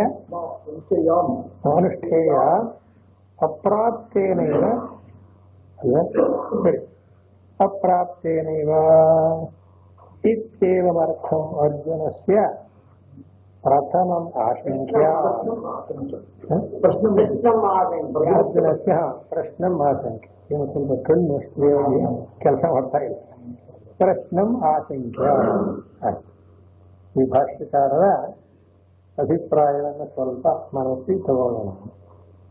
ಈ ರೀತಿಯಾಗಿ ಜ್ಞಾನಯೋಗೇನ ಸಾಂಖ್ಯಾನಾಂ ಕರ್ಮಯೋಗೇನ ಯೋಗ್ಯನಾಂ ಎಂಬುದಾಗಿ ವಿಂಗಡಿಸಿ, ಕರ್ಮಯೋಗಿ ಅಂದ್ರೆ ಇನ್ನೂ ಜ್ಞಾನವನ್ನು ಪಡೆದಿಲ್ಲ ಅಂಥವನಿಗೆ ಕರ್ಮವೇ ಸರಿ, ಆ ಮೆಟ್ಟಿಲನ್ನು ಮೀರಿ ತತ್ವಜ್ಞಾನದಲ್ಲಿ ನೆಲೆ ನಿಂತವನಾದರೆ ಅವನಿಗೆ ಜ್ಞಾನಯೋಗ. ಈ ರೀತಿಯಾದಂತಹ ಒಂದು ಧರ್ಮದ ಎರಡು ವಿಭಾಗ, ವಿವಿಧೋಹಿ ವೇದೋಕ್ತೋ ಧರ್ಮ ಅಂತ ಏನು ಹೇಳಿದ್ದಾರೆಯೋ ಪ್ರಾರಂಭದಲ್ಲಿ, ಹೀಗೆ ಪ್ರವೃತ್ತಿ ಧರ್ಮ ಮತ್ತು ನಿವೃತ್ತಿ ಧರ್ಮ ಅಂತ ಎರಡರಲ್ಲಿ ಯಾವುದಾದರೂ ಒಂದಕ್ಕೆ ಪ್ರತಿಯೊಬ್ಬನೂ ಕೂಡ ಸೇರಿರುತ್ತಾನೆ. ಇದೇ ಒಂದು ಚಕ್ರ, ಕರ್ಮಚಕ್ರ ಇದ್ದಾಗಿ. ಇದು ಸರ್ವೇಣ ಅನುವರ್ತನೀಯಂ ಅಂದ್ರು. ಯಾವುದು ಈ ಚಕ್ರ ಅನ್ನೋ ಶಬ್ದವನ್ನ ಕರ್ಮಯೋಗಕ್ಕೆ ಬಳಸಿದ್ದಾರೆ. ಯಾಕೆ? ಅನ್ನಭವಂತಿ ಭೂತಾನಿ ಪರ್ಜನ್ಯಾದನ್ನ ಸಂಭವ ಅಂತ ಒಂದಕ್ಕೊಂದಕ್ಕೆ ಸಂಬಂಧ ಹೇಳಿದ್ದಾರೆ. ಹೀಗಾಗಿ ಅನ್ನದಿಂದ ಪ್ರಾಣಿಗಳು ಹುಟ್ಟುತ್ತವೆ, ಮಳೆ ಬಂದರೆ ಅನ್ನ ಅನ್ನೋದು ಉಂಟಾಗುತ್ತೆ, ಮಳೆ ಬರಬೇಕಾದ್ರೆ ಯಜ್ಞ ಮಾಡಿರಬೇಕು, ಯಜ್ಞ ಅನ್ನೋದು ಕರ್ಮ, ಕರ್ಮ ಅನ್ನೋದು ಬ್ರಹ್ಮೋದ್ಭವ. ಹೀಗೂ ದಿಕ್ಕಿನಿಂದ ಸಂಧ್ಯ. ಇದುವರೆಗಿನ ಕರ್ಮಯೋಗದ ವಿಚಾರ ಸರಣಿ ಅದಷ್ಟು ಸರಿ. ಈ ರೀತಿಯಾದ ಒಂದು ಕರ್ಮಚಕ್ರ ಇದೆಯಲ್ಲ, ಇದನ್ನ ಪ್ರತಿಯೊಬ್ಬರೂ ಅನುಷ್ಠಾನ ಮಾಡತಕ್ಕದ್ದೇ ಅಥವಾ ಅಂತ. ಯಾಕೆ ಅಂದ್ರೆ ಸಂಪೂರ್ಣವಾಗಿ ನಿವೃತ್ತಿ ಧರ್ಮದಲ್ಲಿಯೇ ನಿರತನಾಗಿರ್ತಕ್ಕಂಥ ಯಾವ ಜ್ಞಾನನಿಷ್ಠನಾದ ಯೋಗಿ ಇರ್ತಾನೋ ಅವನಿಗೆ ಇದು ಅನ್ವಯಿಸುವುದಿಲ್ಲವೋ ಅಂದ್ರೆ ಜ್ಞಾನಿ ಮತ್ತು ಜ್ಞಾನಿ ಅಲ್ಲದೆ ಇರ್ತಕ್ಕ ಕರ್ಮಾನುಷ್ಠಾನ ಮಾಡತಕ್ಕ ಯೋಗಿ, ಎರಡು ಶಬ್ದ ಇಟ್ಕೊಳ್ಳಿ. ಯೋಗಿ ಜ್ಞಾನಿ. ಯೋಗಿ ಅಂದ್ರೆ ಕರ್ಮಯೋಗದಲ್ಲಿ ನೆಲೆ ನಿಂತಾನೆ, ಜ್ಞಾನಿ ಅಂದ್ರೆ ಆತ್ಮಜ್ಞಾನಿ. ಇವರಿಬ್ಬರಲ್ಲಿ ಎಲ್ಲರೂ ಕೂಡ ಅಂದ್ರೆ ಏನಾಯ್ತು, ಜ್ಞಾನಿಯನ್ನು ಒಳಗೊಂಡಂತೆ ಈ ಕರ್ಮಚಕ್ರ ಅನ್ನೋದು ಜಗದ್ವ್ಯಾಪಾರಕ್ಕೆ ಅತ್ಯಂತ ಮುಖ್ಯವಾಗಿರೋಣದರಿಂದ ಸರ್ವರೂ ಕೂಡ ಹೀಗೆ ಅಂದ್ರೆ ಜ್ಞಾನಿಯಾದರೂ ಕೂಡ ಕರ್ಮವನ್ನು ಅನುಷ್ಠಾನ ಮಾಡಬೇಕೋ ಅಥವಾ ಹಾಗಲ್ಲವೋ ಅಂತ ಒಂದು ಪ್ರಶ್ನೆ. ಅದಕ್ಕಂತಾರೆ ಸಾಂಖ್ಯೈ ಅನುಷ್ಠೇಯಂ ಅಪ್ರಾಪ್ತೇನೇವ ಇತ್ಯೇವಮರ್ಥಂ ಅರ್ಜುನಸ್ಯ ಪ್ರಶ್ನಂ ಆಶಂಕ್ಯ. ಈ ರೀತಿಯಾದಂತಹ ಒಂದು ಪ್ರಶ್ನೆ ಅರ್ಜುನನಿಗೆ ಉಂಟಾಗಬಹುದು. ಅದು ನ್ಯಾಯ. ಅರ್ಜುನ ಇನ್ನೂ ಕೂಡ ಜ್ಞಾನಿಯಲ್ಲ, ಆದ್ದರಿಂದ ಅವನಿಗೆ ಕರ್ಮವೇ ಸರಿ ಅಂತ ಭಗವಂತ ನೀನು ನಿನ್ನ ಯಾವ ವರ್ಣಾಶ್ರಮಕ್ಕೆ ಒಳಪಟ್ಟಂತಹ ಕರ್ಮವನ್ನ ಮಾಡು ಅಂತ ಹೇಳಿದಾನೆ. ಆವಾಗ ಅರ್ಜುನನಿಗೆ ಸಂಶಯ ಬರುತ್ತೆ. ಏನು ಸಂಶಯ ಬರಬಹುದು? ಅರ್ಜುನ ಸಂಶಯವನ್ನ ಗೀತೆಯಲ್ಲಿ ಇಲ್ಲಿ ಮೂಲದಲ್ಲಿ ಎತ್ತಿಲ್ಲ, ಆಗಬಹುದು ಅಂತ ಆಶಂಕ್ಯ ಅಂತ. ಈ ರೀತಿಯಾಗಿ ಅರ್ಜುನನು ಸಂಶಯ ಪಡಬಹುದು. ಏನು ವಿಷಯ ಹೇಗಿದೆ? ಜ್ಞಾನಿಯೇ ಆಗಲಿ ಅಜ್ಞಾನಿಯೇ ಆಗಲಿ ಎರಡನ್ನು ತಗೊಳ್ಳೋ. ಆ ಅಜ್ಞಾನಿ ಜ್ಞಾನಿ ಅಂತಕ್ಕಂಥ ಒಂದು ವಿಭಾಗವನ್ನ ಇಟ್ಟುಕೊಂಡರು. ಪ್ರಪಂಚದ ವ್ಯವಹಾರ ನಡೆಯಬೇಕಾದ್ರೆ ಜ್ಞಾನಿ ಎಲ್ಲಿರ್ತಾನೆ? ಅವನು ಪ್ರಪಂಚದಲ್ಲಿ ಇರ್ತಾನೆ. ಅಜ್ಞಾನಿ ಅವನು ಪ್ರಪಂಚಕ್ಕೆ ಒಳಪಟ್ಟಿರ್ತಾನೆ. ಪ್ರಪಂಚ ಅನ್ನೋ ಶಬ್ದಕ್ಕೆ ಅರ್ಥ ಏನು? ದೇಹವನ್ನು ನಾನು ಅಂತಲೋ ಆ ದೇಹವನ್ನು ಉಪಯೋಗಿಸಿಕೊಂಡು ವ್ಯವಹಾರ ಮಾಡುವುದು ಎಲ್ಲವೂ ಪ್ರಪಂಚ. ಅಂದ್ರೆ ಏನಾಯ್ತು? ಪ್ರತಿಯೊಬ್ಬ ಮನುಷ್ಯನಿಗೂ ಅವನು ಜ್ಞಾನಿಯಾಗಿರಲಿ ಅಜ್ಞಾನಿಯಾಗಿರಲಿ, ಕಣ್ಣು ಕಿವಿ ಮೂಗು ನಾಲಿಗೆ ಶರೀರ ಇಂದ್ರಿಯಗಳು ಇದ್ದೇ ಇರುತ್ತೆ. ಇದೊಂದು ಸಣ್ಣ ಉದಾಹರಣೆ ಹೇಳೋಣ. ಜ್ಞಾನಿ ಯಾರು ಅಂತ ಇಟ್ಕೊಂಡು ಹಸುವಾಗುತ್ತೋ ಇಲ್ವೋ ಅಂತ ಹೇಳ್ತಾರೆ. ಹಸಿವು ಅನ್ನೋದು ಶರೀರದ ಧರ್ಮ ಬೇಡ. ಜ್ಞಾನಿಯಾಗಿದ್ರು ಹಸುವಾಗುತ್ತೆ, ಅಜ್ಞಾನಿಯಾಗಿದ್ರು ಹಸುವಾಗುತ್ತೆ. ಗೃಹಸ್ಥನಾದ ಭೋಜನ ಮಾಡ್ತಾನೆ ಅಂತಾನೆ, ಸನ್ಯಾಸಿ ಭಿಕ್ಷಾ ಮಾಡ್ತಾನೆ. ಭಿಕ್ಷಾ ಅಂದ್ರೂ ಊಟವೇ ತಾನೆ. ಅಂದ್ರೆ ವ್ಯವಹಾರ ದೃಷ್ಟಿಯಿಂದ ನೋಡಿದಾಗ ಅವನಿಗೆ ಜ್ಞಾನಿ ಅಜ್ಞಾನಿ ಅನ್ನೋದು ಈ ಹಸು ಬಾಯಾರಿಕೆಗಳಿಗೆ ಸಂಬಂಧ ಪಡೋದಿಲ್ಲ. ಅದರಂತೆ ಶರೀರ, ಅದಕ್ಕೆ ಮುಪ್ಪಾಗುತ್ತೋ ಇಲ್ವಾ, ವಯಸ್ಸಾಗುತ್ತೋ ಇಲ್ವಾ, ಹೀಗೆ ವಿಚಾರ ಮಾಡಿದಾಗ ಅರ್ಜುನಿಗೆ ಬಂದಂತಹ ಸಂಶಯ ಏನು ಅಂದ್ರೆ, ಜ್ಞಾನದ ವಿಷಯ ಆಗಿರಲಿ, ಶರೀರವನ್ನು ಧರಿಸುವುದಕ್ಕೆ ಪ್ರತಿಯೊಬ್ಬನಿಗೂ ಕರ್ಮ ಅನ್ನೋದು ಅಗತ್ಯ ಅಂತ ಆದ ಮೇಲೆ ಅದನ್ನು ಜ್ಞಾನಿಗೂ ಅಪ್ಲೈ ಮಾಡಲೇಬೇಕಾಗ್ತದೆ. ಯಾಕೆ ಅವನು ಕೂಡ ಎಲ್ಲರಂತೆಯೇ ಹಸಿವು ಬಾಯಾರಿಕೆ ಎಲ್ಲ ಇದ್ದೇ ಇರುತ್ತೆ. ಅವನ ಕಣ್ಣಿಂದಲೇ ನೋಡ್ತಾನೆ, ಕಿವಿಯಿಂದಲೇ ಕೇಳ್ತಾನೆ. ಅದಕ್ಕೆ ವ್ಯತಿರಿಕ್ತವಾಗಿ ಓಹೋ ಜ್ಞಾನ ಆಗ್ಬಿಟ್ಟು ಬೇರೆ ಸ್ವಾಮಿ ಕಣ್ಣಿಂದೆಲ್ಲ ನೋಡೋದು ಕಿವಿಯಿಂದ ಅಂತ ಯಾರು ಹೇಳೋಕ್ಕಾಗುತ್ತೆ? ಈ ರೀತಿಯಾದ ಒಂದು ಲೌಕಿಕ ವ್ಯವಹಾರದ ದೃಷ್ಟಿಯನ್ನು ಇಟ್ಕೊಂಡಾಗ ಆ ಪ್ರಪಂಚದ ವ್ಯವಹಾರದಲ್ಲಿ ಜ್ಞಾನಿ ಅಜ್ಞಾನಿ ಅಂತಕ್ಕಂಥ ಭೇದವೇನು ಕಂಡು ಬರುವುದಿಲ್ಲ. ಆದ್ದರಿಂದ ಈ ಕರ್ಮಚಕ್ರವನ್ನ ಇದುವರೆಗೆ ಹೇಳಿದಂತೆ ಎಲ್ಲರೂ ಅನುಷ್ಠಾನ ಮಾಡಬೇಕೋ ಅಥವಾ ಅಂತ ಆಶಂಕ್ಯ ಸ್ವಯಮೇವ ಶಾಸ್ತ್ರಾರ್ಥಸ್ಯ ವಿವೇಕ ಪ್ರತಿಪತ್ತ್ಯರ್ಥಂ ಅಂತ ಇನ್ನೊಂದು ಮಾತನಾಡಿದ್ದಾರೆ. ಇದು ಅರ್ಜುನಿಗೆ ಸಂಶಯ ಬಂದಿರಬಹುದು ಅಂತ ಒಂದಾನೊಂದು ವಿಷಯವನ್ನ ಪ್ರಸ್ತಾಪ ಮಾಡಿ ಉತ್ತರ ಹೇಳ್ತೇವೆ ಅನ್ನೋದು ಒಂದು ವಿಷಯ ಆಯಿತು. ಇನ್ನೊಂದು ರೀತಿಯಿಂದ ನೋಡಿದರೆ ಸ್ವಯಮೇವ ಶಾಸ್ತ್ರಾರ್ಥಸ್ಯ ವಿವೇಕ ಪ್ರತಿಪತ್ತ್ಯರ್ಥಂ, ಇದು ಸರಿ. ಇದು ಮುಂದಿನ ಶ್ಲೋಕ ಬರುವುದಕ್ಕೆ ಏನ್ ಕಾರಣ ಅನ್ನೋ ಬಗ್ಗೆ ಭಗವತ್ಪಾದರು ಇಲ್ಲಿ ಬರೆದಿರ್ತಕ್ಕಂಥ ಒಂದು ಅವತರಣೆ. ಇದಾದ್ರೆ ಹಿಂದಿನ ಶ್ಲೋಕಕ್ಕೂ ಮುಂದಿನ ಶ್ಲೋಕಕ್ಕೂ ಪರಸ್ಪರ ಸಂಬಂಧವೇನು ಅನ್ನೋ ಹಾಗಾಗುತ್ತೆ. ಇದು ಕರ್ಮಯೋಗದ ಪ್ರಕರಣ ಆದ್ದರಿಂದ ಜ್ಞಾನಿ ವಿಷಯದಲ್ಲಿ ಬರೋದಕ್ಕೆ ನಿಜವಾಗಿ ಕಾರಣ ಇಲ್ಲ. ಯಾಕೆ ಯಾವ್ಯಾವ ಪ್ರಕರಣದಲ್ಲಿ ಯಾವ ವಿಷಯ ಬರಬೇಕೋ ಅತ್ತಾನೆ ಬರಬೇಕು. ಆದ್ದರಿಂದ ಪ್ರಸಂಗ ನೋಡ್ಕೊಂಡು ಹೇಳಬೇಕು. ಇದ್ದಕ್ಕಿದ್ದ ಹಾಗೇನೆ ಭಗವಂತ ಯಸ್ತ್ವಾತ್ಮರತಿರೇವಸ್ಯ ಅಂತ ಪ್ರಾರಂಭ ಮಾಡಿದ್ದಾನೆ. ಸಂಬಂಧವೇ ಹಾಗಾದ್ರೆ ಹಿಂದಿನ ಶ್ಲೋಕಕ್ಕೂ ಈ ಶ್ಲೋಕಕ್ಕೂ ಪರಸ್ಪರ ಸಂಬಂಧವೇನು ಅನ್ನೋದು ಗೀತೆಯನ್ನು ಅಧ್ಯಯನ ಮಾಡುವವರೆಲ್ಲರಿಗೂ ಬರುತ್ತೆ. ಅದಕ್ಕಾಗಿ ಶಂಕರ ಭಗವತ್ಪಾದರು ಹಿಂದಿನ ಶ್ಲೋಕಕ್ಕೂ ಇದಕ್ಕೂ ಪರಸ್ಪರ ಸಂಬಂಧವೇನು ಅನ್ನೋದನ್ನು ತಿಳಿಸೋಕ್ಕೋಸ್ಕರ ಈ ಪೀಠಿಕೆಯನ್ನು ಕೊಡ್ತಾ ಇದ್ದಾರೆ. ಇದರ ಒಟ್ಟು ಅರ್ಥ ಏನಾಯಿತು? ಈ ಮೊದಲನೇದಾಗಿ ಅರ್ಜುನನಿಗೆ ಒಂದಾನೊಂದು ರೀತಿಯಾದ ಸಂಶಯ ಬಂದಿರಬಹುದು. ಏನು ಸಂಶಯ? ಜ್ಞಾನಿಯಾರು ಆಗಲಿ ಅಜ್ಞಾನಿಯಾರು ಆಗಲಿ ಲೋಕದ ಒಂದಾನೊಂದು ಜೀವನದ ಚಕ್ರ ತಿರುಗೋದಕ್ಕೋಸ್ಕರ ಪ್ರತಿಯೊಬ್ಬರೂ ಕರ್ಮವನ್ನ ಮಾಡಬೇಕು. ನೋಡಿದ್ರ ಇದು ಸರಿ. ಇನ್ನು ಪುನಃ 5ನೇ ಅಧ್ಯಾಯದಲ್ಲಿ ಈ ವಿಷಯ ಬಂದೇ ಬರುತ್ತೆ. ಜ್ಞಾನದ ಒಂದಾನೊಂದು ಮಟ್ಟವನ್ನ ಸರಿಯಾಗಿ ಅರ್ಥ ಮಾಡಿಕೊಳ್ಳುವವರೆಗೂ ಈ ಪ್ರಶ್ನೆಯಿಂದ ನಾವು ಮತ್ತೆ ಚಿಂತನೆ ಮಾಡೋಣ. ವ್ಯವಹಾರ ಹೇಗಿರುತ್ತೆ ಅಂದ್ಕೊಳ್ಳೆ, ಜ್ಞಾನಿ ದೃಷ್ಟಿಯಿಂದಲೂ ವ್ಯವಹಾರ, ಅಜ್ಞಾನ ದೃಷ್ಟಿಯಿಂದಲೂ ವ್ಯವಹಾರ. ಹೇಗೆ?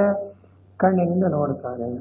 ಸ್ವಾಮಿ ಜ್ಞಾನ ಆದ್ಮೇಲೆ ಕಣ್ಣಿಂದ ನೋಡ್ತಾನೋ ಕಿವಿಯಿಂದ ನೋಡ್ತಾನೋ ಅಂತ ಯಾರು ಕೇಳಲಿಕ್ಕೆ ಇಲ್ಲ. ಅವನು ಕೂಡ ನಮ್ಮಂತೆಯೇ ಕಣ್ಣಿನಿಂದಲೇ ನೋಡ್ತಾನೆ, ಕಿವಿಯಿಂದಲೇ ಕೇಳ್ತಾನೆ, ನಮ್ಮ ಹಾಗೆ ಮಾತನಾಡ್ತಾನೆ, ನಮ್ಮ ಹಾಗೆ ವ್ಯವಹಾರ ಮಾಡ್ತಾನೆ. ಮತ್ತೆ ಜ್ಞಾನಿಗೂ ಅಜ್ಞಾನಿಗೂ ಏನು ವ್ಯತ್ಯಾಸ ಅಂತ ಇಟ್ಕೊಂಡಾಗ ಅರ್ಜುನ ಸಂಶಯ ಏನೋ, ಈ ಕರ್ಮಚಕ್ರ ಇದೆಯಲ್ಲ, ಅನ್ನಾದ್ಭವಂತಿ ಭೂತಾನಿ ಅಂತೇನು ಹೇಳಿದ್ದಾರೆ, ಇದನ್ನ ಜ್ಞಾನಿಯಾದರೂ ಅಜ್ಞಾನಿಯಾದರೂ ಎಲ್ಲರೂ ಮಾಡ್ತಕ್ಕದ್ದು ಅಂತ ಏನಾದರೂ ಭಗವಂತನ ಅಭಿಪ್ರಾಯವೋ ಅಲ್ಲವ ಅನ್ನೋದು ಮುಖ್ಯವಾದ ವಿಷಯ.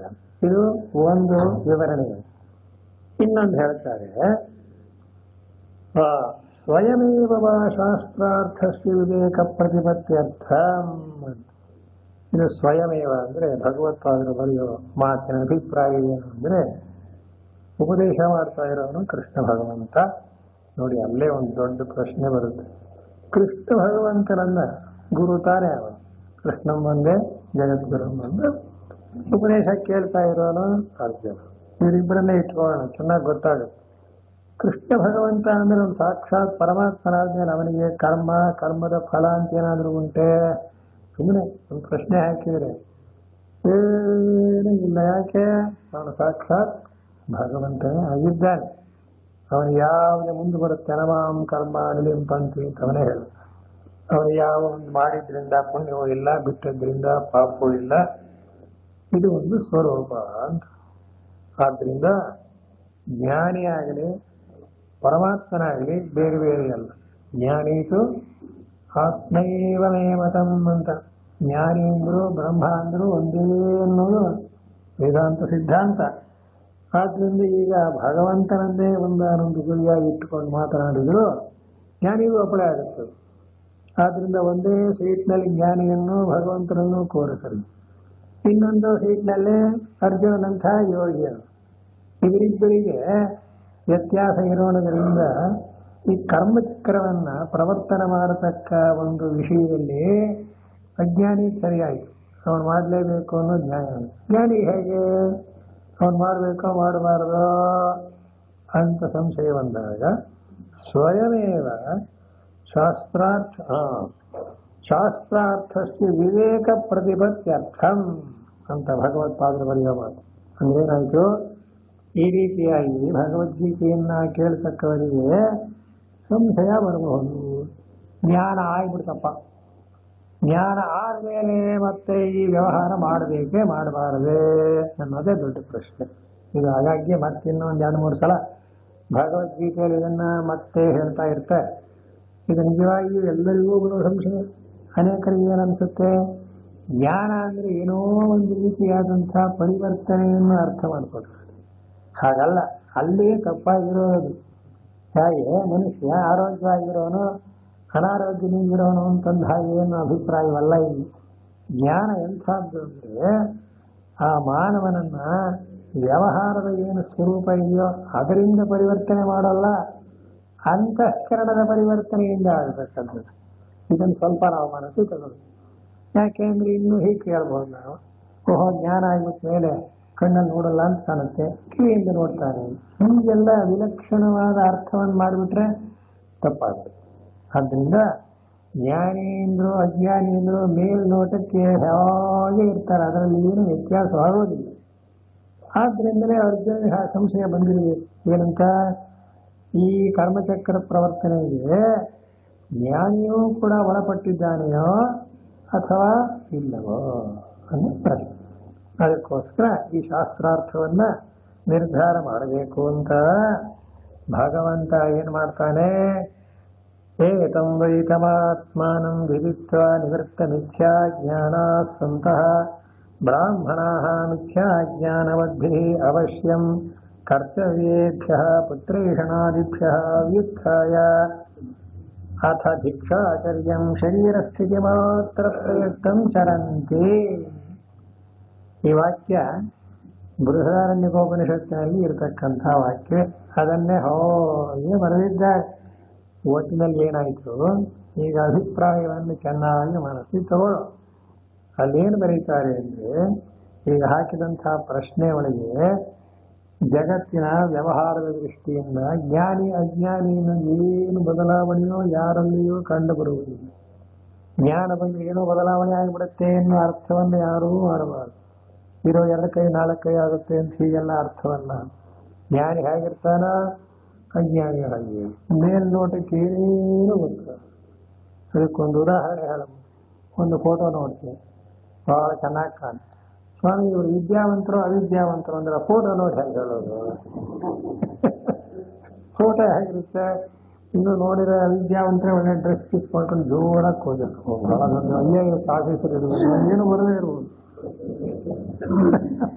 ಫೋಟೋ ನೋಡಿಬಿಟ್ಟು ಆ ಫೋಟೋ ಮೂಲಕವಾಗಿ ಅವನ ಒಂದಾನೊಂದು ಜ್ಞಾನವನ್ನು ಅಳೆಯೋದಕ್ಕೆ ಸಾಧ್ಯ ಅಂತ ಖಂಡಿತ ಇಲ್ಲ.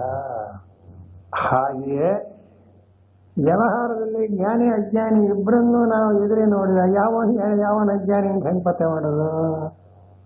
ಅದಕ್ಕೋಸ್ಕರ ಭಗವಂತ ಹೇಳ್ತಾರೆ, ಜ್ಞಾನಿ ಅಜ್ಞಾನಿಗಳ ತಾರತಮ್ಯ ವಿಪರೀತವೇ.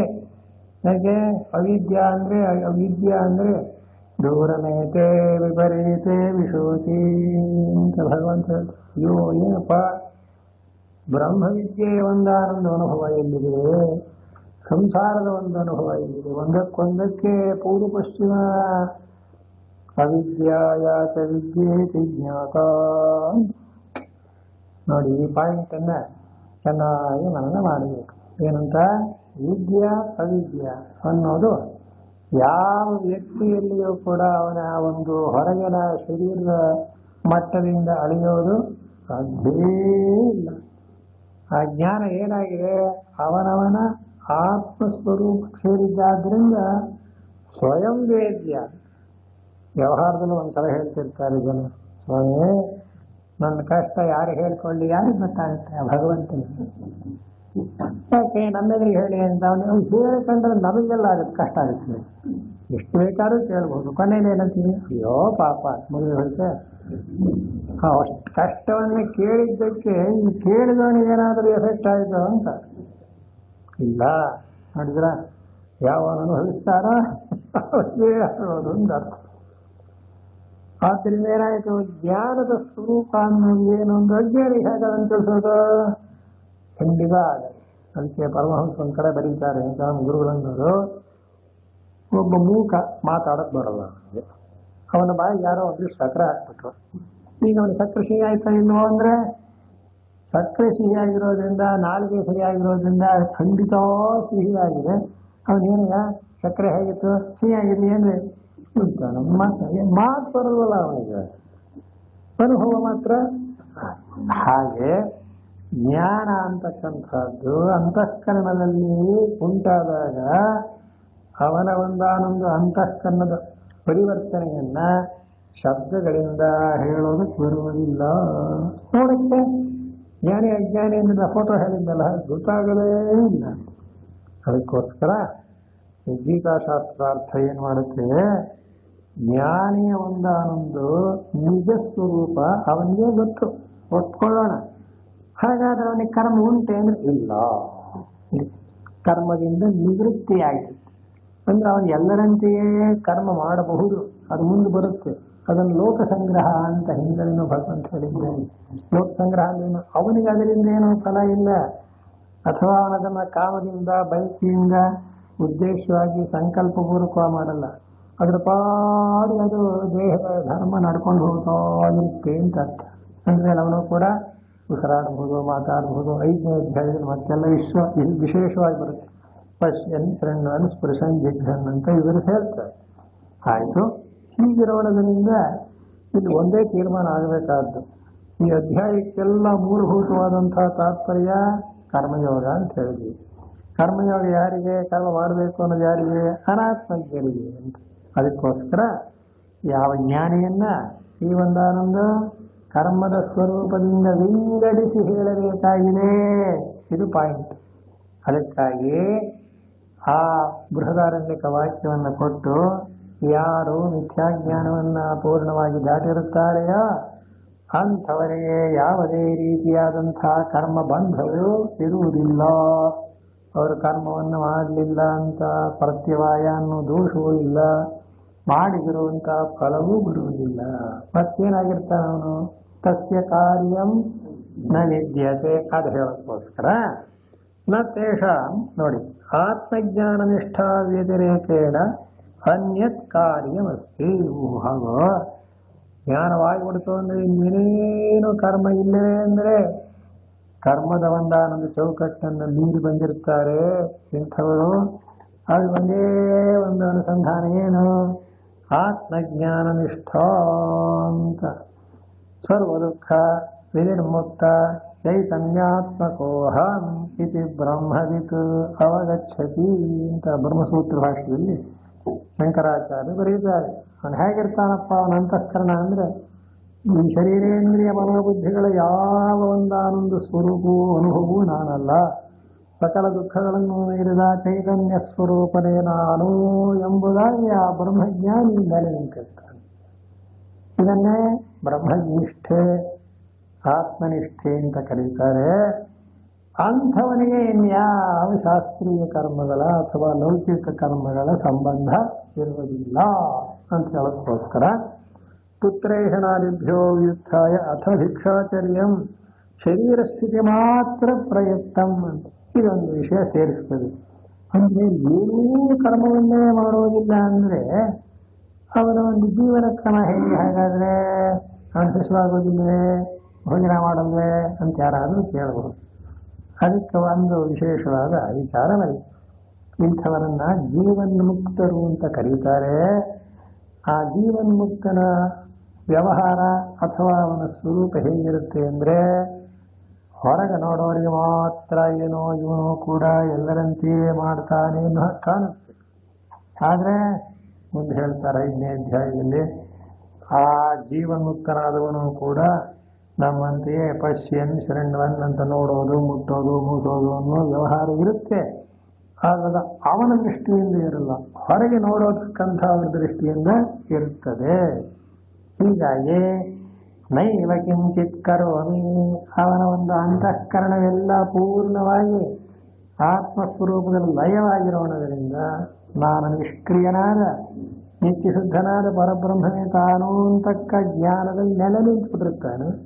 ಆದ್ದರಿಂದ ಅವನ ದೃಷ್ಟಿಯಿಂದ ಯಾವ ಮನಸ್ಸಾಗಲಿ, ಮನಸ್ಸಿನ ವೃತ್ತಿಗಳಾಗಲಿ, ಬೇಡಗಳಾಗಲಿ, ವಿಧಿ ನಿಷೇಧಗಳಾಗಲಿ ಇರಲ್ಲ. ಇಂಥ ಸ್ಥಿತಿಯಲ್ಲಿರುವವನಿಗೆ ಯಾವ ಕರ್ಮವೂ ಇಲ್ಲ ಅಂತ ಇದ್ದಾನೆ ಭಗವಂತ. ಅದನ್ನೇ ಹೇಳ ನತೇಶಾಂ ಆತ್ಮಜ್ಞಾನ ನಿಷ್ಠಾ ವ್ಯತಿರೇಕೇಣ. ಇಂಥ ಯಾವ ಮಹಾಜ್ಞಾನಿಗಳು ಜೀವನ್ಮುಕ್ತರು ಇದ್ದಾರೆಯೋ ಅಂಥವರಿಗೆ ಆತ್ಮಜ್ಞಾನವನ್ನು ಹೊರತುಪಡಿಸಿ ಏನು ಮಾಡಬೇಕಾದ ಕರ್ತವ್ಯಗಳು ಇರುವುದಿಲ್ಲ. ಕರ್ತವ್ಯವೆಲ್ಲ ಪೂರೈಸುವುದಿರುತ್ತೆ. ಕರ್ತವ್ಯ ಅಂದ್ರೆ ನಾವು ಮಾಡಬೇಕಾದದ್ದು ನಾನು ಅಂತ, ನಾನು ಅನ್ನೋದಿದ್ರೆ ಮಾಡಬೇಕಾದದ್ದು ಅಂತ ಇರುತ್ತೆ, ಅದೇ ಇರೋದಿಲ್ಲ ಅಂತ ಅರ್ಥ. ಹೀಗಾಗಿ ಅವರಿಗೆ ಆತ್ಮಜ್ಞಾನದಲ್ಲಿಯೇ ನೆಲೆ ನಿಂತಿರುವ ಸ್ವಭಾವವನ್ನು ಬಿಟ್ಟರೆ ಇನ್ನು ಬೇರೆ ಏನೊಂದು ಇರುವುದಿಲ್ಲ. ಇತ್ಯೇವಂ ಶ್ರುತ್ಯರ್ಥಂ, ಹೀಗಿರತಕ್ಕ ಶ್ರುತಿಯ ಅಭಿಪ್ರಾಯವನ್ನ ಗೀತಾಶಾಸ್ತ್ರೇ ಪ್ರತಿಪಿಪಾದಯಿಷಿತಂ ಆವಿಷ್ಕುರುವನ್ನಾಹ. ಶಂಕರಾಚಾರ್ಯ ಬರವಣಿಗೆ ಆಗಿದೆ. ಈ ವಿಷಯವನ್ನ ಇದೇ ಗೀತಾಶಾಸ್ತ್ರದಲ್ಲೇ ಇನ್ನು ಮುಂದೆ ಪ್ರತಿಪಾದನೆ ಮಾಡಲಿದ್ದಾನೆ ಭಗವಂತ. ಇಲ್ಲಿ 5ನೇ ಅಧ್ಯಾಯ, ಅದನ್ನು ಜ್ಞಾನ ಕರ್ಮ ಸನ್ಯಾಸ ಯೋಗ ಅಂತ ಹೆಸರಲ್ಲಿ 5ನೇ ಅಧ್ಯಾಯ ಓದಿದ್ರೆ ಈ ವಿಷಯ ಇನ್ನೂ ಸ್ಪಷ್ಟವಾಗಿ ಗೊತ್ತಾಗುತ್ತೆ. ಜ್ಞಾನಿಯು ಕೂಡ ನಮ್ಮಂತೆಯೇ ಶರೀರವನ್ನು ಧರಿಸಿದ್ದರು, ಅವನು ಕಣ್ಣಿಂದಲೇ ನೋಡ್ತಾನೆ, ಕಿವಿಯಿಂದಲೇ ಕೇಳ್ತಾನೆ ಅಂತ ಆದರೂ ಅವನಿಗೆ ಯಾವ ಒಂದಾನೊಂದು ಇಂದ್ರಿಯಗಳ ಮತ್ತು ಪ್ರಪಂಚದ ಪರಸ್ಪರ ಸಂಬಂಧವಾಗಲಿ, ಅದರಿಂದ ಆಗತಕ್ಕಂಥ ಗುಣದೋಷಗಳಾಗಲಿ, ಯಾವ ಚಾಂಚಲ್ಯವಾಗಲಿ ಇರುವುದಿಲ್ಲ. ಇದು ಎಷ್ಟು ಬಾಯಿನಲ್ಲಿ ಹೇಳಿದ್ರು, ಶಬ್ದಗಳನ್ನು ಉಚ್ಚಾರಣೆ ಮಾಡಿದ್ರು, ಇದು ಯಾವಾಗ ಗೊತ್ತಾಗುತ್ತೆ ನಾವು ಜ್ಞಾನಿಗಳಲ್ಲ. ಅಜ್ಞಾನಿಗಳಾಗಿ ಇದ್ದುಕೊಂಡು ಜ್ಞಾನಿಗಳ ಬಗ್ಗೆ ಎಷ್ಟು ಮಾತನಾಡಿದ್ರು ಅದೇನಾಗುತ್ತೆ, ಬರೀ ಒಂದಾನು. ಈ ಮಕ್ಕಳಿಗೆಲ್ಲ ಒಂದಿಷ್ಟು ಲೆಕ್ಕ ಹೇಳ್ಕೊಡ್ತಾರೆ, ಇಷ್ಟು ಸಾವಿರ ಕಳೆಯ ಎಷ್ಟು ಅಂತ. ಅವ್ರು ಕೂಡು ಕಳೆಯೋ ಲೆಕ್ಕ ಮಾಡ್ಕೋಬೋದೇ ಹೊರತು 10,000 ಅವ್ರ ಹತ್ರ ಇಲ್ಲೂ ಇಲ್ಲ, ಅವ್ರು ಕೂಡೋದು ಇಲ್ಲ, ಕಳೆಯೋದು ಇಲ್ಲ. ಅಲ್ಲೇ ನೀವು ದೊಡ್ಡ ಲೆಕ್ಕ ಹಾಕೊಟ್ಬಿಟ್ಟಿದಾರ ಅಂದ್ರೆ ಕೂಡಿ ಕಳೆದು ಮಾಡೋದು ಬುಡಮಿ ಅಂತ ಹೊರತು ಅವ್ರು ಅದನ್ನ ಎಲ್ಲಿ ಅಷ್ಟು ದುಡ್ಡೇನು ಕಂಡಿರ್ತಾರೆ, ಮಾಡೋಕ್ಕೆ ಸಾಧ್ಯ. ಆದ್ರಿಂದ ಚಿಕ್ಕ ಮಕ್ಕಳ ಲೆಕ್ಕ ಮಾಡಿದ್ರೆ ಎಷ್ಟು ಮಟ್ಟಿಗೆ ಒಂದಾನೊಂದು ಅವರಿಗೆ ಲೆಕ್ಕ ಬರೋದು ಹೊರತು ಇನ್ಯಾವ ಒಂದಾನೊಂದು ಸುಖ ದುಃಖಗಳು ಆಗುವ. ಕೂಡಿದ್ರೆ ಸಂತೋಷವಿಲ್ಲ, ಕಳೆದ್ರೆ ದುಃಖ. ಯಾಕೆ ಲೆಕ್ಕದ ಅವ್ರಿಗೇನಾಗುತ್ತೆ ನೋಡ, ಬೇಕಾದ ಅವ್ರಿಗೆ ಕೂಡಿ ಕಳೆದ ಲೆಕ್ಕ ಕೊಡಿಸೋಕ್ಕೋಸ್ಕರ ಅದನ್ನು ಹೇಳ್ತಾರೆ ಹೊರತು ಅವ್ರಿಗೆ ಅದರಿಂದ ಕಳೆದ್ರೂ ದುಃಖವಿಲ್ಲ, ಕೂಡಿದ್ರೂ ಸಂತೋಷ. ಸ್ವಾಮಿ ಈಗ ಅರ್ಥ ಆಯ್ತು. ಅದೇ ಹಾಗೆ ಅರ್ಥ ಆಗ್ಬೇಕು. ಈಗ ನಮಗೆ ನಾವೀಗ ಅಜ್ಞಾನ ಅವಸ್ಥೆಯಲ್ಲಿ ಕೂತ್ಕೊಂಡು ಬ್ರಹ್ಮಜ್ಞಾನಿಯ ಸ್ವರೂಪ ಹೇಗಿರುತ್ತೆ, ಅವನು ಏನ್ ಮಾಡ್ತಾನೆ, ಇವನು ವ್ಯವಹಾರ ಹೇಗೆ ಮಾಡ್ತಾನೆ ಅಂದ್ರೆ ಜ್ಞಾನಿ ಆದ್ರೂ ಗೊತ್ತಾಗುತ್ತೆ.